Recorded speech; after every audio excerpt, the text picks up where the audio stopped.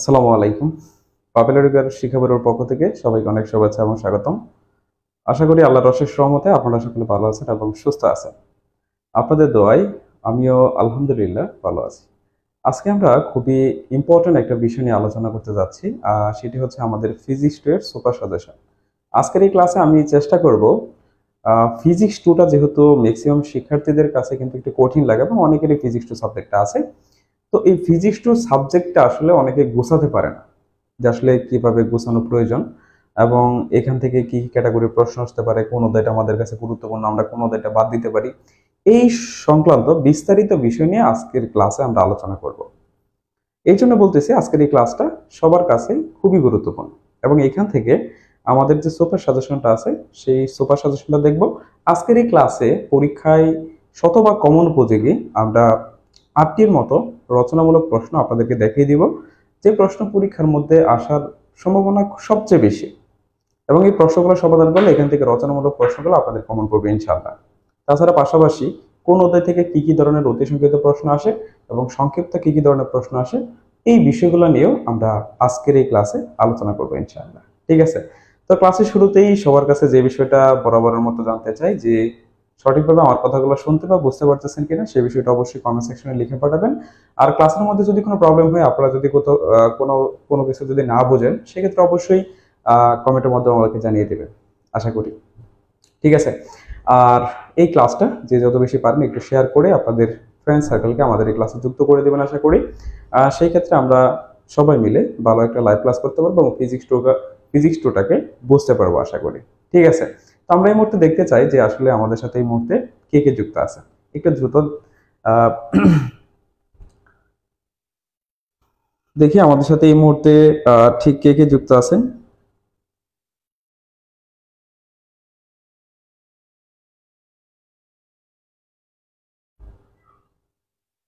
সবাই একটু কমেন্ট করে জানা যে এই মুহূর্তে ঠিক আমাদের সাথে।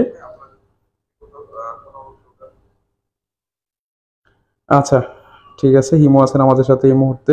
একটু সবাই কমেন্ট করে জানান যে এই মুহূর্তে ঠিক আমাদের সাথে কে কে যুক্ত আছেন। দীপচন্দ্র রয় আছেন আমাদের সাথে, হিমু আছেন, শাহরিয়ার সাজিদ আছেন, পাপুচন্দ্র রয় আছেন।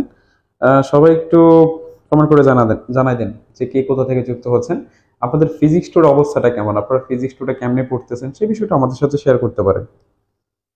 পাপুচন্দ্র রয় আছি আলহামদুলিল্লাহ ভালো। তৌহিদুল ইসলাম হীরা আছেন আমাদের সাথে। হ্যাঁ, সকলের মতামতটা আমরা একটু জানতে চাই। ঠিক আছে, আচ্ছা, সাফওয়ান স্বাধীন আছেন আমাদের সাথে।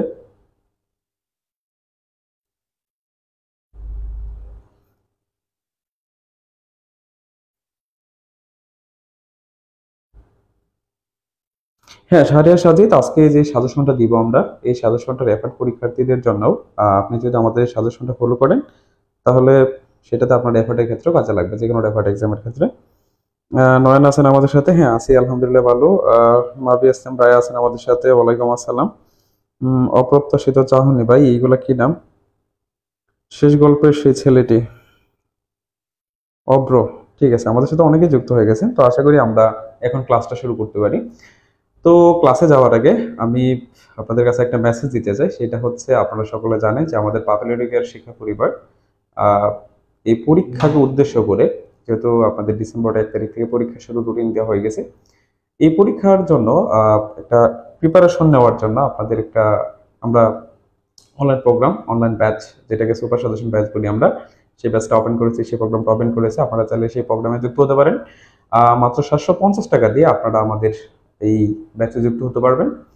সেখানে সুপার সাজেশন এবং সুপার সাজেশন সংক্রান্ত যে সকল বিষয়গুলো আছে, প্রত্যেকটা সুপার সাজেশন আনসার সহ যে ক্লাসগুলো, সেই ক্লাসগুলো পেয়ে যাবেন এবং পাশাপাশি আমাদের সাপোর্টটা আপনাদের সাথে থাকবে। তাই অতি দ্রুত আপনাদের যাদের প্রস্তুতিটা নিয়ে একটু টেনশনে আছেন, তাদের টেনশন দূর করার জন্য আমাদের এই সুপার সাজেশনটা, যেটা পরীক্ষার আগে আরো শর্ট সাজেশন হবে এবং এই শর্ট সাজেশন থেকে আপনি পরীক্ষার মধ্যে শতভাগ প্রশ্ন কমন পাবেন ইনশাআল্লাহ। ঠিক আছে, হ্যাঁ সাফওয়ান স্বাধীন, এটা হচ্ছে ফিজিক্স 2 এর ফাইনাল, অবশ্যই ফাইনালের জন্য কাজে দিবে। আর একটা বিষয় হচ্ছে আমরা পরীক্ষার আগে এই সাজেশনটা আরো একটু শর্ট করে দিব, হ্যাঁ। আর আপনারা যে কোনো প্রয়োজনে, আর আপনারা যদি আমাদের রেগুলার প্রোগ্রাম কিংবা কেয়ার প্রোগ্রামে যুক্ত হতে চান 5th সেমিস্টার কিংবা 3rd সেমিস্টারের জন্য, সেই ক্ষেত্রে অবশ্যই আমাদের যে ওয়েবসাইটটি আছে সেই ওয়েবসাইটটি ভিজিট করতে পারেন।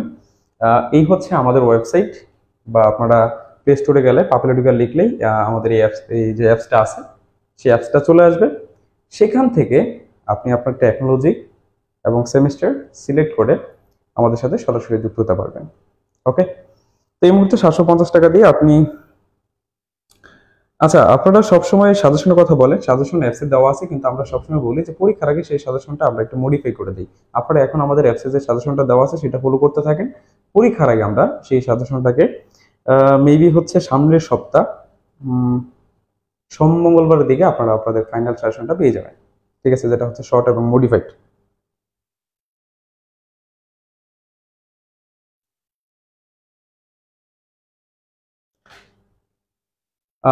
ঠিক আছে, তো এইখান থেকে আপনারা অ্যাপস থেকে আমাদের কোর্সটি ক্রয় করতে পারেন এবং যে কোনো প্রয়োজনে আপনারা সরাসরি আমাদের সাথে যোগাযোগ করতে পারেন স্ক্রিনে দেওয়া নাম্বার অথবা আমাদের এই পেজে SMS দিয়ে। ঠিক আছে, আর এই ক্লাসটা অবশ্যই একটু শেয়ার করে আপনাদের প্রোফাইলে রেখে দিবেন। যে কোনো সময় আপনি এই সাজেশন বা যে সকল বিষয়গুলো আছে, যে আলোচনাটা আছে, সেটা আপনি যে কোনো সময় চাইলে দেখতে পারেন। আচ্ছা, জাবরান আহমেদ, ওয়ালাইকুম আসসালাম। ঠিক আছে, চলুন আমরা আলোচনাটা শুরু করি। ঠিক আছে,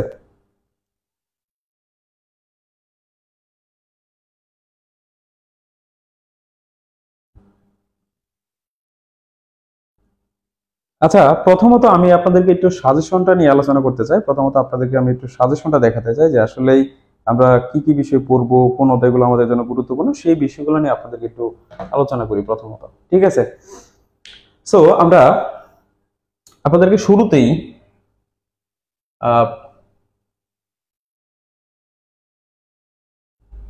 দেখেন, আমরা যে রচনামূলক প্রশ্নগুলোর কথা বলছিলাম, আমি বলছিলাম যে আপনাদেরকে 8টার মতো রচনামূলক প্রশ্ন দেখিয়ে দিব।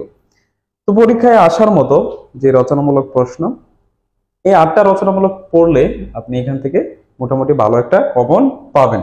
ঠিক আছে, সো এই 8টা রচনামূলক প্রশ্ন পড়বেন, আমি এখান থেকে যতগুলো পারি ইনশাআল্লাহ সলভ করে দিব। আর এই প্রত্যেকটা রচনামূলকের প্রশ্নের আনসার আমার লেকচার ভিডিওগুলোতে আছে, সেটা আপনারা আমাদের অ্যাপসে গেলে পাবেন। অথবা যারা আমাদের ভর্তিকৃত শিক্ষার্থী নয় তাদের যদি সমস্যা হয়, সেক্ষেত্রে আমাদের যে পাপেল এডুকেয়ার ইউটিউব চ্যানেলটা আছে সেই চ্যানেলের মধ্যে এই প্রত্যেকটা আর লেকচার ভিডিও আকারে দেওয়া আছে, সেখান থেকে চাইলেও আপনারা দেখতে পারবেন। ঠিক আছে, তো প্রথম প্রশ্নটা হচ্ছে ওই যে 3 প্রকার যে প্রসারণ গুণাঙ্কের ক্ষেত্রে প্রমাণ করে যে 6 alpha is equal to 3 beta is equal to 2 gamma. এখানে আমি একটু বলি, অনেক সময় আমাদের এই প্রমাণটা আসে, আবার এখান থেকে কিন্তু আরো দুইটা প্রমাণ আছে যেটা আসলে আসতে পারে পরীক্ষায়। আমি বলি, যদি এটা না আসে তাহলে আরেকটা প্রমাণ আছে এখানে, সেটা আমি একটু আপনাদেরকে দেখাই দিই। সেটা হচ্ছে gamma is equal to 3 alpha, এই হচ্ছে আমাদের একটা প্রমাণ।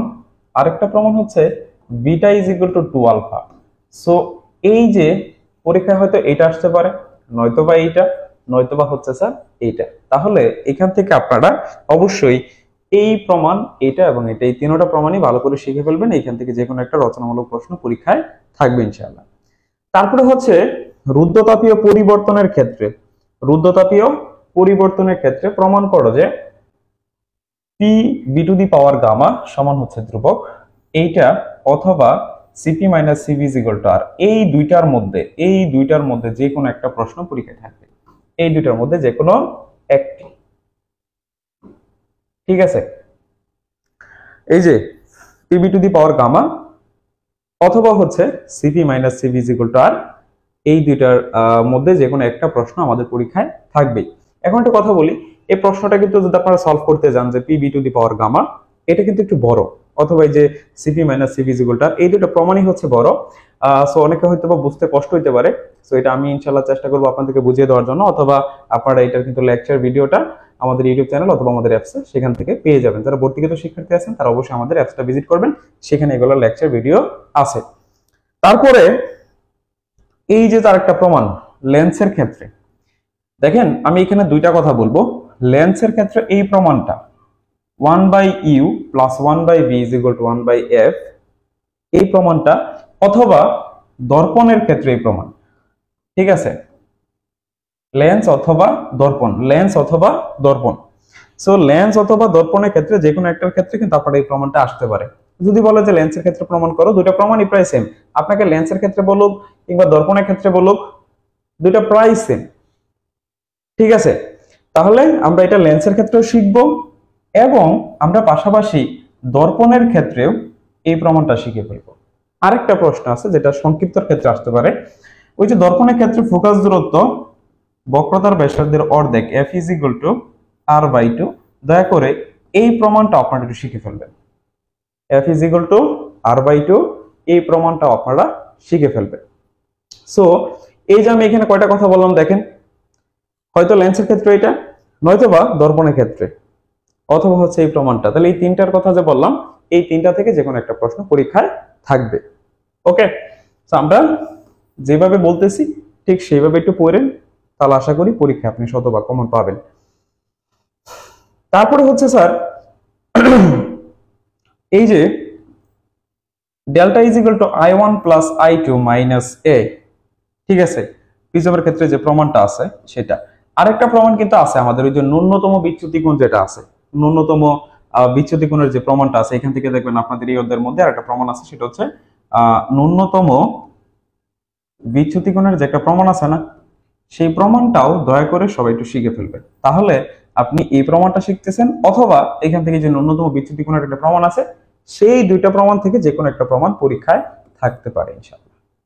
ওকে, তারপর হচ্ছে এটা 100% দূরে রাখতে পারেন যে আলোক তড়িৎ প্রক্রিয়ায় যে আইনস্টাইনের সমীকরণটা আছে, অর্থাৎ ফটোইলেকট্রিক যে ইফেক্টটা আছে, আলোক তড়িৎ ক্রিয়া যেটা আছে, ফটোইলেকট্রিক ইফেক্ট, সেটা একটু প্রমাণ, সেটা পড়ে ফেলবেন। এটা খুবই খুবই গুরুত্বপূর্ণ, এটা মনে রাখবেন যে 99% পসিবিলিটি আছে এটা পরীক্ষা আসার জন্য। ঠিক আছে, সো এটা খুবই ভালো করে পড়ে ফেলবেন। এটা একদম সহজ এবং ছোট, এটা একদম সহজ এবং এটা কি স্যার অনেক ছোট। তারপরে হচ্ছে এই যে প্রশ্নটা দেখেন, আরেকটা হচ্ছে আইনস্টাইনের যে ভর শক্তি সমীকরণ E = mc², এটা প্রায়ই আসে, এটা পরীক্ষায় আপনাদের প্রায় আসে। সো এটা ভালো করে শিখে ফেলবেন, এটা পরীক্ষায় প্রায়ই আসে। ওকে, তারপর একটা প্রশ্ন হচ্ছে তেজস্ক্রিয়ার যে ক্ষয় সূত্র প্রতিপাদনটা আছে সেটা, সেই প্রশ্নটা তেজস্ক্রিয়তার ক্ষয় সূত্রের যে প্রতিপাদনটা আছে সেটা। এই প্রত্যেকটা প্রশ্নের আমরা যে এখানে 8টা রচনামূলক দেখলাম, তার সাথে আমি কয়েকটা অ্যাড করে দিলাম আপনাদের। এই প্রত্যেকটার লেকচার ভিডিও আপনি আমাদের অ্যাপসে যান, ইউটিউব চ্যানেলে যান, সব জায়গায় কিন্তু এই লেকচার ভিডিওগুলো দেওয়া আছে, সেখানে খুব সুন্দর করে এইগুলা সলভ করে দেওয়া আছে। ওকে, তারপরে আমরা পরীক্ষার আগে লাইভ ক্লাসগুলোতে এই প্রশ্নগুলো নিয়ে আলোচনা করব এবং আপনারা একটু কমেন্টের মাধ্যমে জানিয়ে দেন যে এই যে আমরা 8টা প্রশ্ন দেখলাম, এই 8টা প্রশ্নের মধ্যে আপনার কাছে কোনটা বেশি প্রবলেম লাগে। যেটা বেশি প্রবলেম লাগবে, আমরা পরবর্তীতে যে লাইভ ক্লাসটা হবে সেই লাইভ ক্লাসে ইনশাআল্লাহ সেই প্রশ্নগুলো নিয়ে কিন্তু আমরা আলোচনা করব। একটু বলে দেন দেখি, ঠিক আছে?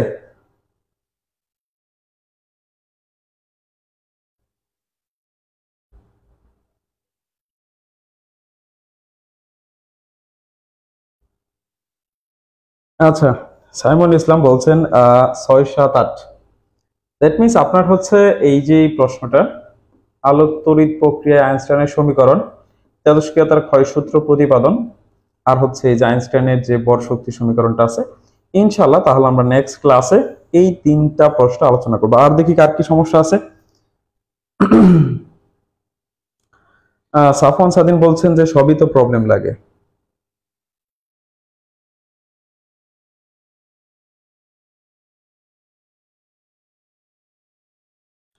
আমি জানি, আমি ম্যাক্সিমাম এখান থেকে বলি সবগুলোই আমি জানি, দেখছেন। তার মানে তারপরে বলছে কি আশরাফুল ইসলাম নয়ন 1, 2, 3, 4, রাহাত ইসলাম 4 নাম্বার, লেন্সের ক্ষেত্রে যে প্রমাণটা আছে এটা না। আচ্ছা যাই হোক, আমি জানি ম্যাক্সিমাম স্টুডেন্টের এখানে যে আমি 8টা প্রশ্ন দিছি, এই 8টা প্রশ্নের সবগুলোতেই প্রবলেম। তারপরে হীরা বলছে 2, 3, সাজিদ 2। ম্যাক্সিমাম স্টুডেন্টের হচ্ছে এই এখানে যে প্রশ্নগুলো বলছি সবগুলো প্রশ্নেরই তাদের প্রবলেম হচ্ছে।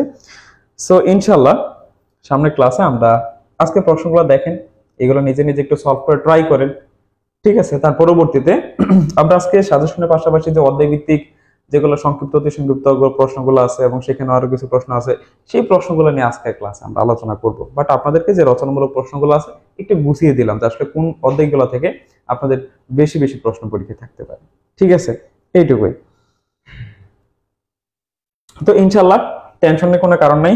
আমরা এই যে এখান থেকে যে প্রশ্নটা আছে 8টা প্রশ্ন নিয়েই একটা লাইভ ক্লাস আপনাদের এই ফিজিক্স টুর উপরে রচনামূলকের উপরে আমরা একটা লাইভ ক্লাস নিব। হ্যাঁ, যে লাইভ ক্লাসে আমি আপনাদেরকে এই 8টা যে রচনামূলক প্রশ্ন আছে সেগুলো আমি কি করে দিব, সলভ করে দিব ইনশাআল্লাহ। ঠিক আছে, সো এই রচনামূলক নিয়ে কোনো টেনশন করবেন না। আশা করি এই 8টা রচনামূলক নিয়ে কোনো প্রকার টেনশন করবেন না। ওকে, চলুন এখন আমরা অধ্যায় ভিত্তিক আলোচনা করি। এখন আমরা অধ্যায় ভিত্তিক প্রশ্নগুলো দেখি যে আমাদের অতি সংক্ষিপ্ত আর এখানে কি কি প্রশ্ন পড়তে হয়। তো এই যে হচ্ছে আমাদের প্রথম অধ্যায়। প্রথম অধ্যায় থেকে কি কি প্রশ্ন পরীক্ষা আসার মতো অতি সংক্ষিপ্তর ক্ষেত্রে বা সংক্ষিপ্তর ক্ষেত্রে সেই বিষয়গুলো আমরা একটু দেখি। তো এখানে একটা দেখেন আপনি প্রথম প্রশ্নটা স্যারের সাথে ইনশাআল্লাহ খুব শীঘ্রই হবে লাইভ ক্লাসটা, সেটা আমরা অবশ্যই আপনাদেরকে পেজে জানিয়ে দিব যে নেক্সট লাইভ ক্লাসটা কবে হয়, সেটা ইনশাআল্লাহ আমরা অবশ্যই জানিয়ে দিব। তো এখানে আমরা প্রথম অধ্যায় থেকে প্রথম যে থার্মোমিতি যে আপনাদের অধ্যায়টা, সেই থার্মোমিতি অধ্যায় থেকে এখানে দেখেন আমরা কয়টা প্রশ্ন দিয়েছি, 1 2 3 4 5 6 7 8।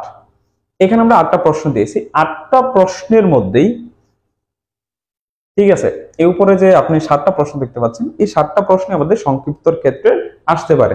বাট এই যে একটা যে গাণিতিক প্রশ্ন আছে, গাণিতিক সমস্যা, এই গাণিতিক সমস্যাটা ম্যাক্সিমাম স্টুডেন্ট এই যে গাণিতিক সমস্যাটা আছে এটা পারে না। অনেক সময় আপনাদের প্রথম অধ্যায় থেকে, আপনাদের একটা কথা বলি, প্রথম অধ্যায়টা থেকে আপনাদের সবচেয়ে বেশি প্রশ্ন আসে। আপনি প্রথম অধ্যায়টা ভালো করে পড়লে এই অধ্যায় থেকে 20 মার্কসের মতো প্রশ্ন পরীক্ষায় কভার করতে পারবেন। 15 থেকে 20 মার্কস, আমি ভালো করে বলি, 15 থেকে 20 মার্কস কভার হবে আপনার প্রথম অধ্যায়টা থেকে। প্রথম অধ্যায় থেকে একটা সংক্ষিপ্ত, একটা অতি সংক্ষিপ্ত, একটা রচনামূলক মিনিমাম থাকবেই। একটা সংক্ষিপ্ত, একটা অতি সংক্ষিপ্ত, একটা রচনামূলক। ঠিক আছে, তাহলে প্রথম অধ্যায় থেকে আমরা এই বিষয়গুলো পড়বো। তো চলুন আমি আপনাদেরকে একটু সলভ করে দিই। দেখেন এখন আমরা প্রশ্ন বাই প্রশ্ন আলোচনা করি। প্রথম প্রশ্নটা বলছে যে তাপমাত্রার বিভিন্ন স্কেলের মধ্যে সম্পর্ক স্থাপন করো। চলেন আমরা এখন এই প্রশ্নটা সমাধান করি। হ্যাঁ, আমি তো আগে বললাম নয়ন যে আপনাদের যে রচনামূলক গুলা ছিল, এই রচনামূলক গুলো আমি আজকে দেখাই দিয়েছি, আপনারা নিজে নিজে একটু প্র্যাকটিস করেন। বাট আমরা পরবর্তীতে অন্য একটা লাইভ ক্লাসে সেই রচনামূলক গুলা নিয়ে আলোচনা করব। বাট আজকে আমরা অধ্যায় ভিত্তিক আলোচনা করি। ঠিক আছে, রচনামূলক আমরা পরে একটা ক্লাসে সলভ করে দিব ইনশাআল্লাহ।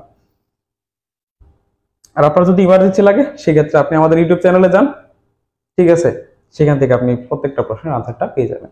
ওকে, চলেন প্রথম প্রশ্নটা, তাপমাত্রার বিভিন্ন স্কেলের মধ্যে সম্পর্ক স্থাপন করা। আচ্ছা, এই প্রশ্নটা একটু অন্যভাবে আসতে পারে।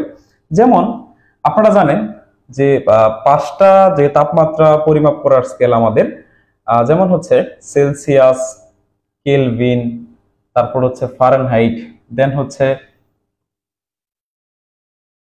আমাদের যে র্যাঙ্কিন স্কেল, দেন হচ্ছে রোমার স্কেল। এই যে তাপমাত্রা পরিমাপ করার 5টা স্কেল লিখলাম, এই 5টা স্কেলের মধ্যে সম্পর্ক স্থাপন করতে বলে। সেই সম্পর্কটা কেমন? C/5 is equal to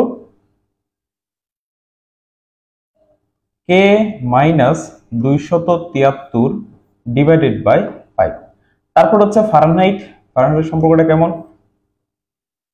F - 32 divided by 9। তারপর হচ্ছে স্যার র্যাঙ্কিং স্কেলটা হচ্ছে Rn - 492 divided by 9 and R/4। এই সম্পর্কটা আমাদের পরীক্ষার মধ্যে প্রমাণ করতে বলতে পারে। আপনাকে হয়তো বা প্রশ্নটা সরাসরি বলবে যে তাপমাত্রা বিভিন্ন স্কেলের মধ্যে সম্পর্ক স্থাপন করো, অথবা বলবে প্রমাণ করো যে এটা। আপনাকে কি বলবে? প্রমাণ করো যে, ঠিক আছে, এটা। তো চলুন আমরা একটু প্রমাণটা করি, তাপমাত্রা বিভিন্ন স্কেলের মধ্যে একটা সম্পর্ক স্থাপন করি। প্রথমত আমি প্রত্যেকটা স্কেলের বরফ বিন্দু আর স্টিম বিন্দু নিয়ে একটা আলোচনা করি। পানির যে বরফ বিন্দুটা আছে, মানে যে তাপমাত্রায় বরফটা গলতে শুরু করে, সেই বিন্দুটাকে বরফ বিন্দু বলি বা তার গলনাঙ্ক বলি। আর যে তাপমাত্রায় পানিটা বাষ্পীভূত হয় সেটাকে স্টিম বিন্দু বলা হয়। সেটাকে কি বলা হয় স্যার? স্টিম বিন্দু বলা হয়। তাহলে আমরা দেখি প্রত্যেকটা স্কেলে বরফ বিন্দু কত এন্ড স্টিম বিন্দুটা কত। যদি আমি প্রথমত সেলসিয়াস স্কেলের কথা বলি, সেলসিয়াস স্কেলে বরফ বিন্দুটা হচ্ছে 0 ডিগ্রি সেন্টিগ্রেড এন্ড স্টিম বিন্দুটা হচ্ছে 100 ডিগ্রি সেন্টিগ্রেড। মানে সেলসিয়াস স্কেলে 0 ডিগ্রি সেন্টিগ্রেড তাপমাত্রায় বরফটা গলতে শুরু করে, আর তরলটা মানে পানি 100 ডিগ্রি সেন্টিগ্রেড তাপমাত্রায় বাষ্পীভূত হয়। এটা আমরা সকলেই জানি বা এটা আইডিয়া আছে। তারপর হচ্ছে কেলভিন স্কেল। কেলভিন স্কেলের ক্ষেত্রে বরফ বিন্দু হচ্ছে 273 ডিগ্রি কেলভিন। তারপরে স্টিম বিন্দুটা হচ্ছে 373 ডিগ্রি কেলভিন। ওকে, সো তারপরে ফারেনহাইট স্কেলে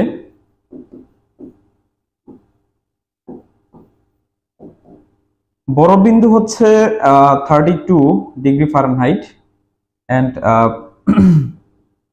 স্টিম বিন্দুটা হচ্ছে 212 ডিগ্রি ফারেনহাইট। এবং এই সম্পর্কতে কিন্তু অঙ্ক আসে পরীক্ষা, হ্যাঁ, অতি সংক্ষিপ্ত বলেন সংক্ষিপ্তর মধ্যে। তারপর হচ্ছে যদি বলি র্যাঙ্কিন স্কেল, র্যাঙ্কিন স্কেলের ক্ষেত্রে আমাদের বরফ বিন্দু হচ্ছে 492 ডিগ্রি র্যাঙ্কিন, ঠিক আছে, এন্ড স্টিম বিন্দু হচ্ছে 672। তারপর হচ্ছে রোমার স্কেলের ক্ষেত্রে বরফ বিন্দু হচ্ছে 0 এন্ড স্টিম বিন্দু হচ্ছে 80। তাহলে আমরা প্রত্যেকটা স্কেলের মধ্যে পানির বরফ বিন্দু এন্ড হচ্ছে স্টিম বিন্দু পেয়ে গেলাম। আরেকটা বিষয় হচ্ছে যেটাকে আসলে আমরা ব্যবধান বলি, মৌলিক ব্যবধান। এই মৌলিক ব্যবধানটা কি? দেখেন, প্রত্যেকটা স্কেলের কিন্তু মৌলিক ব্যবধান আছে। এটা অতি সংক্ষিপ্ত প্রশ্নে আসতে পারে যে মৌলিক ব্যবধান কাকে বলে। তাহলে সংজ্ঞাটা সুন্দর করে বলে দেই। যে কোনো স্কেলে বরফ বিন্দু এবং স্টিম বিন্দুর মধ্যবর্তী পার্থক্যকে মৌলিক ব্যবধান বলে, ঠিক আছে। তাহলে আপনি যদি সেলসিয়াসের ক্ষেত্রে মৌলিক ব্যবধান হিসাব করেন তাহলে কত হবে? 100 থেকে 0 বাদ দিলে তো কত থাকবে স্যার? 100। তাহলে সেলসিয়াসের ক্ষেত্রে মৌলিক ব্যবধান 100, কেলভিনের ক্ষেত্রেও দেখেন 100 হবে, ফারেনহাইটের ক্ষেত্রে হবে 180, র্যাঙ্কিনের ক্ষেত্রে 180 হবে, এন্ড হচ্ছে রোমারের ক্ষেত্রেও 80। তাহলে আশা করি মৌলিক ব্যবধানটা আমরা বুঝতে পারছি। এখন আমরা এই সম্পর্কতে কিভাবে যাব সেটা তো আমাদের বোঝার বিষয়, তাই না?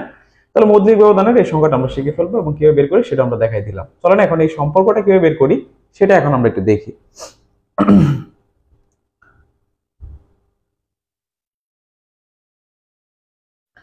সো এখন প্রথমত যদি কোনো স্কেলে তাপমাত্রা আপনি মেজারমেন্ট করতে চান তাহলে আপনাকে একটা সূত্র মাথায় রাখতে হবে, ঠিক আছে।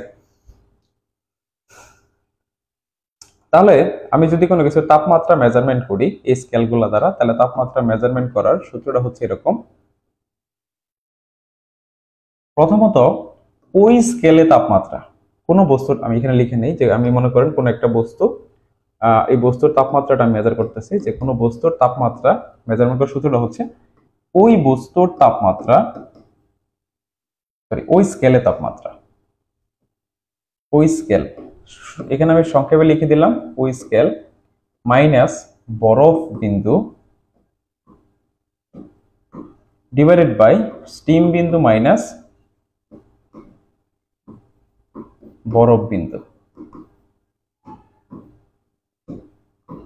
এইটা হচ্ছে মেইন সূত্র, এটা হচ্ছে কি স্যার? মেইন সূত্র। তাহলে এই সূত্রটা আপনি সেলসিয়াসের ক্ষেত্রে অ্যাপ্লাই করবেন, কেলভিনের ক্ষেত্রে, ফারেনহাইটের ক্ষেত্রে, র্যাঙ্কিনের ক্ষেত্রে, রোমারের ক্ষেত্রে, ঠিক আছে। তারপরে সম্পর্কটা দেখবেন অটোমেটিক্যালি চলে আসছে। চলুন এখন আমরা একটু সেলসিয়াসের ক্ষেত্রে বসাই দেখি। দেখেন, প্রথমত যদি আমি সেলসিয়াসে মেজারমেন্ট করি কোনো বস্তুর টেম্পারেচার, তাহলে প্রথমত ওই স্কেল, তাহলে কোন স্কেলে মেজারমেন্ট করতেছি? সেলসিয়াস, সেজন্য সেলসিয়াসের আমি সি লিখলাম। তারপরে বরফ বিন্দু, সেলসিয়াসের বরফ বিন্দু হচ্ছে 0, স্টিম বিন্দু কত স্যার? নিচে 100 মাইনাস 0, দ্যাট মিন্স আমার এখানে আসে C/100। তাহলে এটা হচ্ছে সেলসিয়াস স্কেলে তাপমাত্রা, ওই বস্তুর তাপমাত্রা কত পাইলাম স্যার? এই যে C/100 পেয়ে গেলাম। তারপরে আপনি কেলভিনে বের করেন, কেলভিনে কত হবে? এই সেম সূত্রটা ফেলেন তো। দেখেন এই সূত্রটা যদি আমরা অ্যাপ্লাই করি, যে এই সূত্রটা, এই যে এটা স্যার, এটা অ্যাপ্লাই করেন, তাহলে কেলভিনের ক্ষেত্রে কত হবে? ওই স্কেল, কোন স্কেল স্যার? কেলভিন, মাইনাস বরফ বিন্দু কত স্যার? 273, এখানে লেখা আছে, আগেই লিখে দিয়েছি। দেন হচ্ছে স্টিম বিন্দু হচ্ছে 373 মাইনাস হচ্ছে 273। আপনি একটু হিসাব করেন তো, দেখেন কত আসে।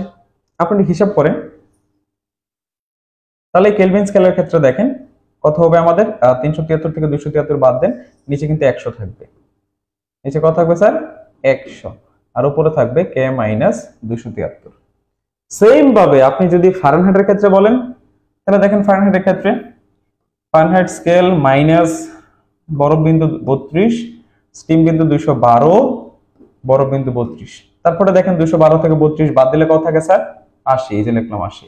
সেম ভাবে আপনি র্যাঙ্কিনের ক্ষেত্রে হিসাব করেন, দেখবেন এটা আসবে Rn মাইনাস বরফ বিন্দু 492, আর স্টিম বিন্দু হচ্ছে 672 মাইনাস 492।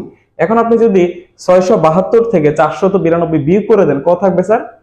অবভিয়াসলি 180। অবভিয়াসলি কত থাকবে স্যার?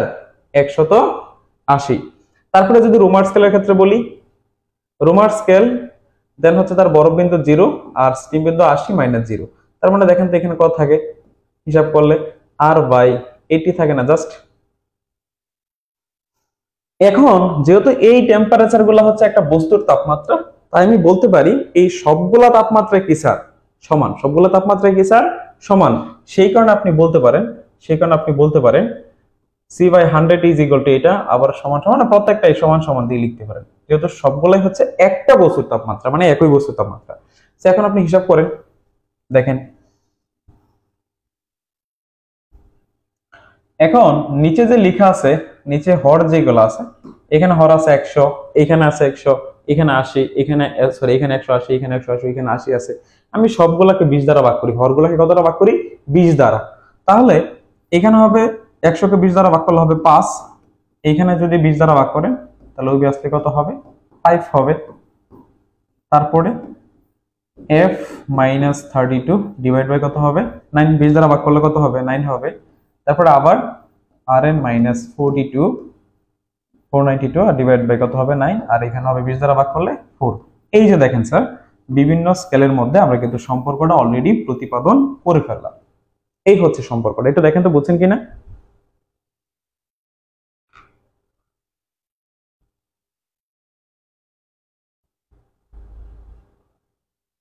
ক্লিয়ার কিনা এটা বলেন তাই করে।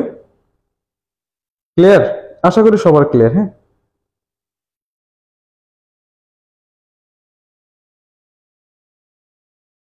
একটু দ্রুত বলেন যে আপনাদের কোনো প্রকার ঝামেলা আছে কিনা এই পর্যন্ত। ওকে, এটা দেখেন। আচ্ছা সম্রাট হোসেন, সমস্যা নেই। শাহরিয়ার সাজিদ, আমরা লাস্ট লাইনটা, এই যে এখানে যে হরগুলো আছে, যেমন এই যে এখানে 100 আছে, এখানে 100 আছে, এখানে 180, এখানে 180, এখানে 80, এই সবগুলা যে হরগুলো আছে, প্রত্যেকটা হরকে আপনি 20 দ্বারা ভাগ করবেন। প্রত্যেকটা হরকে আপনি 20 দ্বারা ভাগ করে দেবেন, ঠিক আছে? আচ্ছা সম্রাট হোসেন বলছেন আপনার ক্লাস থেকে ফিজিক্স বই শেষ আমার। ওকে, ধন্যবাদ ভাই। নয়ন বলেন কি সমস্যা? জাবরান আহমেদ ক্লিয়ার? ওকে, একটু দ্রুত বলতে হবে কারণ আমরা অনেক বেশি কিন্তু আজকে আলোচনা করব। ওকে, এটা কিন্তু পরীক্ষা আসার মধ্যে একটা প্রশ্ন, সো ভালো করে শিখে ফেলবেন। আচ্ছা যদি প্রবলেম না থাকে চলেন, ঠিক আছে, চলেন আমরা সামনের দিকে আগাই। সূত্রটা হচ্ছে, আমরা যে কোনো স্কেলে কোনো বস্তুর তাপমাত্রা মেজারমেন্ট করতে পারি এই সূত্রের সাহায্যে। এই যে আমি একটু কালার করে দেখাচ্ছি, এই যে এই সূত্রের সাহায্যে স্যার, এই যে এই সূত্রটার সাহায্যে, এই যে এটার সাহায্যে। ওই স্কেল মানে আপনি যে স্কেলে মেজারমেন্ট করতেছেন, সেলসিয়াস হলে সি লিখবেন, ফারেনহাইট হলে এফ লিখবেন এই জায়গায়। তারপরে মাইনাস বরফ বিন্দু মানে গণনাঙ্কটা কত পানির সেটা লিখবেন, স্টিম বিন্দু মাইনাস বরফ বিন্দু, মানে নিচে মৌলিক ব্যবধান বা যেভাবে লিখে দিয়েছে এভাবে লিখতে পারেন। ওকে,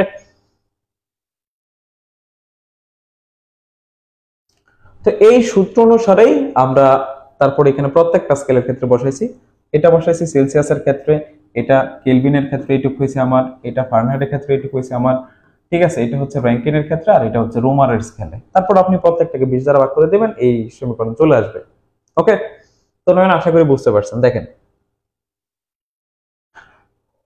তারপরে হচ্ছে ক্যালরিমিতির মূলনীতি, দ্যাটস ভেরি ইম্পর্টেন্ট। ক্যালরিমিতির মূলনীতি, ক্যালরিমিতির মূলনীতিটা আমি এটা আপনাদেরকে বুঝাই। সাপোজ মনে করেন আমার এই জায়গায়, আমার এই জায়গাটার মধ্যে একটা উচ্চ তাপমাত্রার বস্তু আছে। কি আছে স্যার? উচ্চ তাপমাত্রার বস্তু। হ্যাঁ,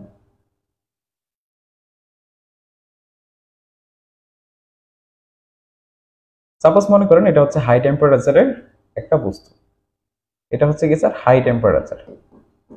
আর এইখানে একটা বস্তু রাখা আছে যেটা টেম্পারেচারটা কি স্যার? কম, লো টেম্পারেচার। মানে এটা হচ্ছে উচ্চ তাপমাত্রার একটা বস্তু, এটা হচ্ছে নিম্ন তাপমাত্রার একটা বস্তু।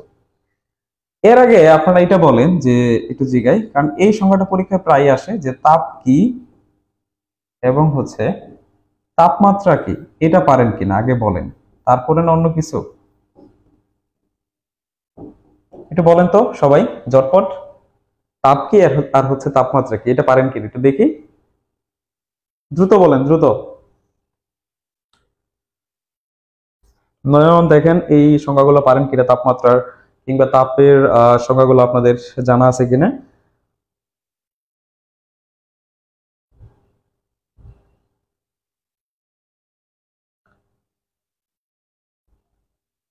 কি জানেন এগুলা? তাপমাত্রা এবং তাপের সংখ্যা জানেন? যদি জানেন তাহলে আমি সামনের দিকে আগাই। তাপ হচ্ছে এক প্রকার শক্তি যা উচ্চ তাপমাত্রার বস্তু হতে নিম্ন তাপমাত্রার বস্তুতে প্রবাহিত হয়। তাপ হচ্ছে এক প্রকার শক্তি যা কি করবে স্যার? উচ্চ তাপমাত্রার বস্তু থেকে নিম্ন তাপমাত্রার বস্তুতে প্রবাহিত হবে। ঠিক আছে, এবং আমরা তাপকে মানে প্রবাহিত তাপকে কিউ দ্বারা প্রকাশ করি। তাহলে তাপকে আমরা কি দ্বারা প্রকাশ করতেছি স্যার? কিউ দ্বারা। ওকে, তাহলে আমরা আশা করি বুঝতে পারছি তাপ এক প্রকার শক্তি যা কি করে স্যার? উচ্চ তাপমাত্রার বস্তু হতে নিম্ন তাপমাত্রার বস্তুতে প্রবাহিত হয়। জাস্ট এইটুকু। এন্ড তাপমাত্রা হচ্ছে বস্তুর তাপীয় অবস্থা যা নির্ধারণ করে যখন আপনি দুইটা বস্তুকে সংস্পর্শে আনবেন, মানে টাচ করাবেন, সংস্পর্শে আনবেন, তখন সে তাপ দিবে না নিবে সেটা নির্ভর করে তাপমাত্রার উপরে। কারণ তাপমাত্রা হচ্ছে বস্তুর একটা তাপীয় অবস্থা। আমি আবার বলতেছি, তাপমাত্রা হচ্ছে বস্তুর তাপীয় অবস্থা যা নির্ধারণ করে সে যখন আপনি একটা হাই টেম্পারেচার এবং লো টেম্পারেচার দুটো বস্তুকে একত্রিত করবেন তখন সে তাপ দিবে না নিবে। আশা করি এটা ক্লিয়ার আপনাদের। তাহলে তাপ এবং তাপমাত্রা আমরা বুঝতে পারছি। এই তাপ এবং তাপমাত্রাকে তাপমাত্রাটাকে আমি ব্যক্তিগতভাবে টি দ্বারা প্রকাশ করতে পারেন অথবা থিটা দ্বারা প্রকাশ করতে পারেন, কোনো সমস্যা নাই। ঠিক আছে, আপনাদের বইগুলোতে টি দ্বারাও আছে, থিটা দ্বারাও আছে। ওকে, চলেন তাহলে এখন আসুন ক্যালরিমিতির মূলনীতিটা নিয়ে আলোচনা করি। তাহলে একটা যদি হাই টেম্পারেচার লো টেম্পারেচার এই দুইটা বস্তুকে যখন আপনি কন্টাক্টে নিয়ে আসবেন, সংস্পর্শে নিয়ে আসবেন, যখন আপনি কি করবেন স্যার? সংস্পর্শে টাচে কন্টাক্টে নিয়ে আসবেন, তখন এই উচ্চ তাপমাত্রার বস্তু থেকে নিম্ন তাপমাত্রার বস্তুতে তাপটা কি হবে স্যার? প্রবাহিত হবে। আমরা শীতকালে, যে এখন যে শীতকাল আসতেছে, অনেকে আমরা আলসে প্রকৃতির, সপ্তাহে একদিন গোসল করি কিংবা মাসে একদিন গোসল করি, এরকম লোক কিন্তু অনেক আছে, তাই না? তো এই যে আমরা সপ্তাহে একদিন কিংবা মাসে একদিন গোসল করি, তখন কি করি স্যার? আমরা গরম পানি করি। এটা কিভাবে করি? আপনি কিন্তু এক বালতি দড়ি কিন্তু পানি গরম করেন না। আপনি কি করেন? সর্বোচ্চ হচ্ছে এক পাতিল পরিমাণ পানি গরম করেন, তারপরে ঠান্ডার সাথে সেটা মিক্সড করে ফেলেন, ঠান্ডা পানির সাথে সেই গরম পানিটা মিক্সড করেন। এখানে কি ঘটলো স্যার? এখানে আপনি যে পাতিল ভরে পানিটা গরম করছেন তার তাপমাত্রা বেশি, আর বালতির মধ্যে যে পানিটা ছিল সেটা তাপমাত্রা কম। যখন আপনি দুটাকে মিক্সড করছেন তখন কি করছে? তখন পাতিলের যে পানিটা ছিল যেটা গরম পানি, সেই গরম পানিটা তাপ ছাড়ছে, এবং বালতির মধ্যে যে পানিটা ছিল সেটা তাপমাত্রা কম ছিল, মানে সেটা হচ্ছে নিম্ন তাপমাত্রার বস্তু, সেটা তাপ গ্রহণ করছে। তাহলে তাপটা কিন্তু প্রবাহিত হচ্ছে কার থেকে কার থেকে? ওই পাতিলের পানি থেকে বালতির পানির দিকে। ক্লিয়ার? ঠিক সেম এরকম চিন্তা করতে পারেন। তাহলে low temperature and high temperature বস্তুকে সংস্পর্শে আনেই তাপটা কি হবে স্যার? উচ্চ তাপমাত্রার বস্তু হতে নিম্ন তাপমাত্রার বস্তুতে তাপটা প্রবাহিত হবে। এই সময় যে কাজটা করে, এই হাই টেম্পারেচার মানে উচ্চ তাপমাত্রার বস্তুটা তাপ বর্জন করে। তাপ কি করে স্যার? বর্জন করে। এন্ড দেন লো টেম্পারেচার বস্তুটা তাপ গ্রহণ করে।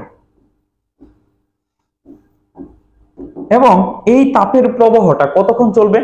যতক্ষণ না পর্যন্ত এই দুইটার তাপমাত্রা সমান না হবে। কথা বুঝতে পারছেন? যখনই এই দুইটা বস্তুর তাপমাত্রা সমান হয়ে যাবে, দুইটা বস্তুর তাপমাত্রা, আমি একটা এক্সাম্পল দিই।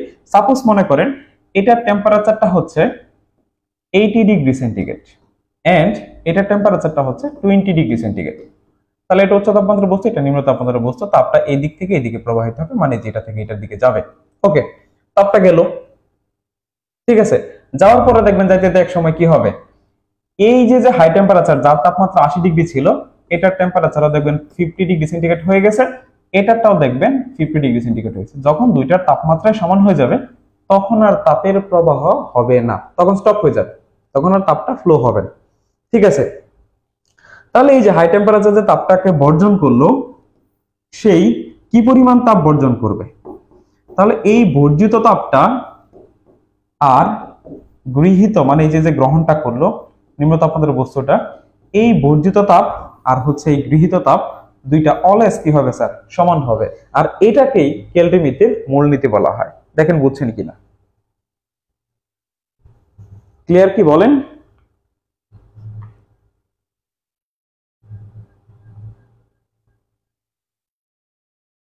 আচ্ছা, জাবরান সম্রাট হোসেন সংজ্ঞা দিয়েছেন, ঠান্ডা গরম অনুভূতি সৃষ্টি করে, সমস্যা নাই, এটা বলতে পারেন। তারপর হচ্ছে তাপ এক প্রকার শক্তি, তাপমাত্রা, তাপীয় অবস্থা। ওকে, হ্যাঁ চলে। মুনমি ইসলাম মিলা, ওকে ঠিক আছে। হ্যাঁ, তাপমাত্রা পরিমাপের যে মূলনীতি সেটা আপনি বলতে পারেন বর্জ্য তাপ ইজ ইকুয়াল টু গৃহীত তাপ। এটা কিন্তু মাথায় রাখবেন সব সময়। যখনই আমরা এই যে তাপমাত্রার অঙ্কগুলো করতে যাব তখন কিন্তু এটা আমাদের মানতে হবে, মানে এটা অল টাইম মাথায় রাখতে হবে। হাই টেম্পারেচারে বস্তু যতটুকু তাপ বর্জন করছে, এটা ততটুকু তাপ গ্রহণ করছে। সাপোজ মনে করেন এটা যদি 100 জুল তাপ বর্জন করে থাকে, তাহলে এটা 100 জুল তাপই গ্রহণ করছে। এটি হচ্ছে বেসিক্যালি ক্যালভিনের মূলনীতি। ওকে, আশরাফুল ইসলাম নয়ন, ধন্যবাদ। জুলকার নাইম, ওকে। চলেন আমরা পরবর্তী আলোচনায় যাই। আশা করি এটা সকলেই পারবেন। এটা সংক্ষিপ্ত প্রশ্নে আসার সম্ভাবনাটা সবচেয়ে বেশি। তারপরে তাপ এবং তাপমাত্রার মধ্যে পার্থক্য, এটা সংক্ষিপ্ত আসতে পারে, সেই পার্থক্যটা একটু শিখে ফেলবেন। এটা তিনটা ছয়টা পার্থক্য এখানে দেওয়া আছে। সো আশা করি এটা পারা যাবে, যেহেতু এটা মুখস্থের বিষয় বা এর বিষয়, সেই জন্য থিওরিটিক্যাল আশা করি এটা আপনারা পড়তে পারবেন, এটা নিয়ে সমস্যা হবে না আপনাদের, এটা আপনারা পারবেন, সেই জন্য এটা নিয়ে আলোচনা করলাম না। তারপর হচ্ছে এই প্রশ্নটাই দেখেন, পারদ থার্মোমিটারের গঠন ও কার্যাবলী বর্ণনা করো বা কার্যাবলী লিখো। এখন যদি এই প্রশ্নটা বেশিরভাগ ক্ষেত্রে সংক্ষিপ্ত প্রশ্নে আসে, যদি কখনো রচনামূলক প্রশ্নে আসে, তাহলে অবশ্যই পারদ থার্মোমিটারের গঠন এবং কার্যাবলী চিত্র সহ বর্ণনা করো। জাস্ট এখানে বলবে যে চিত্র সহ, মানে পারদের চিত্র অঙ্কন করে তার গঠনটা কেমন হয় এবং সে কিভাবে কাজ করে সেটাও আপনাকে বলবে। তো পারদের গঠন স্ট্রাকচার এটা তো আমরা সকলেই জানি, আশা করি, জানি না বলেন? দেখছেন তো পারদ, এই যে জন্মাপার যে যন্ত্রটা আছে। আচ্ছা, এখান থেকে আরেকটা প্রশ্ন আসে যে থার্মোমিটারে, সংক্ষিপ্ত প্রশ্নের মধ্যে থার্মোমিটারে, দেখি তো এই প্রশ্নটা কে কে পারেন। থার্মোমিটারে পারদ কেন ইউজ করা হয়? পারদ কেন ব্যবহার করা হয়? ঠিক আছে, এই প্রশ্নটা পরীক্ষা আসতে পারে, ব্যাখ্যা করো। তাহলে থার্মোমিটারে পারদ কেন ব্যবহার করি আমরা, বলেন তো দেখি কে কে পারেন এই প্রশ্নটা, আনসার দেন। আমরা থার্মোমিটারে কেন পারদ ইউজ করি? এনিওয়ান? দ্রুত দ্রুত বলতে হবে।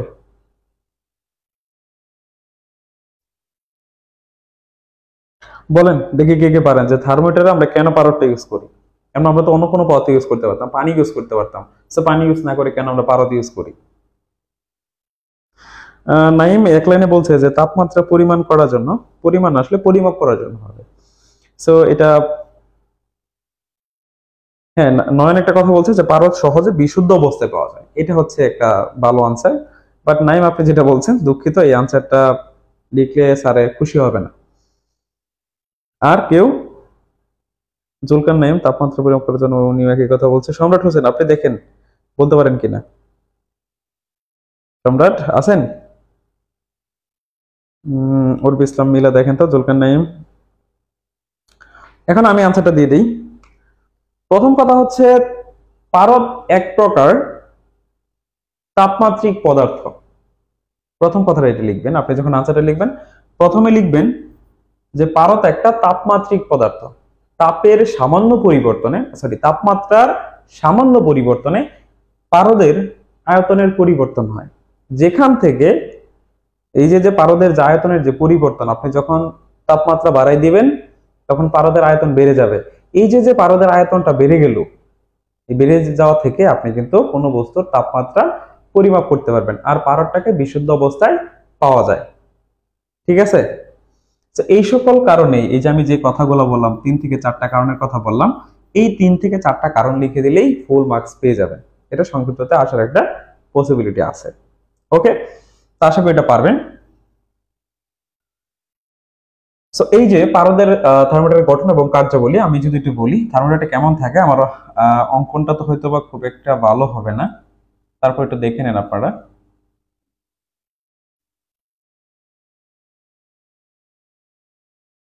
মেবি এরকম থাকে, তাই না? এটা পারদ চিন্তা করতে পারেন। আর ভিতর দিকে এখানে একটা নল থাকে, ঠিক আছে, ভিতরে একটা নল থাকে। আর এই দিকটা আবার তাপমাত্রা পরিমাপ করার বিভিন্ন স্কেলও থাকে। হ্যাঁ, এইখান দিয়ে আবার কিন্তু তাপমাত্রা পরিমাপ করার স্কেলও থাকে, কিন্তু সেলসিয়াস স্কেল থাকে, এবং এইগুলো দাগ থাকে। এইখানে ধরে লেখা থাকলো 0, এখানে হচ্ছে 10, 20, 30 এরকম আর কি লেখা থাকে। হ্যাঁ, আপনারা দেখেন বইয়ের মধ্যে আরো সুন্দর করে দেওয়া আছে। তারপরে এই যে ভিতরে যে একটা সরু নলটা আছে, এই নলটা পারদ দ্বারা পরিপূর্ণ থাকে। এই নলটা কি থাকে স্যার? পারদ দ্বারা পরিপূর্ণ থাকে। আপনি এটা মনে করেন সাপোজ এটা এ প্রান্ত চিন্তা করলেন, এটা বি প্রান্ত, তাহলে বলবেন যে পারদের দুইটা প্রান্ত, একটা এ প্রান্ত এবং একটা বি প্রান্ত, তার মধ্য দিয়ে সরু একটা নল থাকে, এ প্রান্তটা বন্ধ থাকে, বি প্রান্তে একটা বাল্ব লাগানো থাকে। কি লাগানো থাকে স্যার? একটা বাল্ব লাগানো থাকে। এই বাল্বটা যখন আমরা কোথাও টাচ করি তখন সেখান থেকে সে তাপ নেয়। ঠিক আছে, তাপ নেওয়ার কারণে এই পারদটা উষ্ণ হয়ে যায়, পারদের তাপমাত্রা বেড়ে যায়। আমরা জানি তাপমাত্রা যখন বাড়বে তখন এই যে ভিতরে যে আপনি পারদটা রাখছেন, এই যে ভিতরে যে পারদটা আছে, এই পারদটার আয়তন বেড়ে যাবে। আয়তন যদি বেড়ে যায় তখন পারদ মনে করেন আগে এই পর্যন্ত ছিল, যখন তাপমাত্রা পাইছে, তাপমাত্রা বেড়ে গেছে, তখন আয়তনটা বেড়ে যাবে। তখন আয়তন বেড়ে এই পারদের স্তরটা আরো দেখেন উপরের দিকে চলে গেছে। এই যে কতটুকু উপরে চলে গেল সেটার উপর ভিত্তি করেই আপনার তাপমাত্রাটা মেজারমেন্ট করা হয়। তো এই হচ্ছে পারদের গঠন এবং তার কার্যাবলী কিভাবে কাজ করে। এটা একটু গুছিয়ে লিখে দিলে আশা করি ফুল মার্কস পাওয়া যাবে। পারবেন না সবাই? বলেন, পারবেন? আচ্ছা, মুরাদ একটা কথা বলছে যে উচ্চ তাপমাত্রা পরিমাপ করা অসম্ভব কারণ এটির স্ফুটনাঙ্ক কম।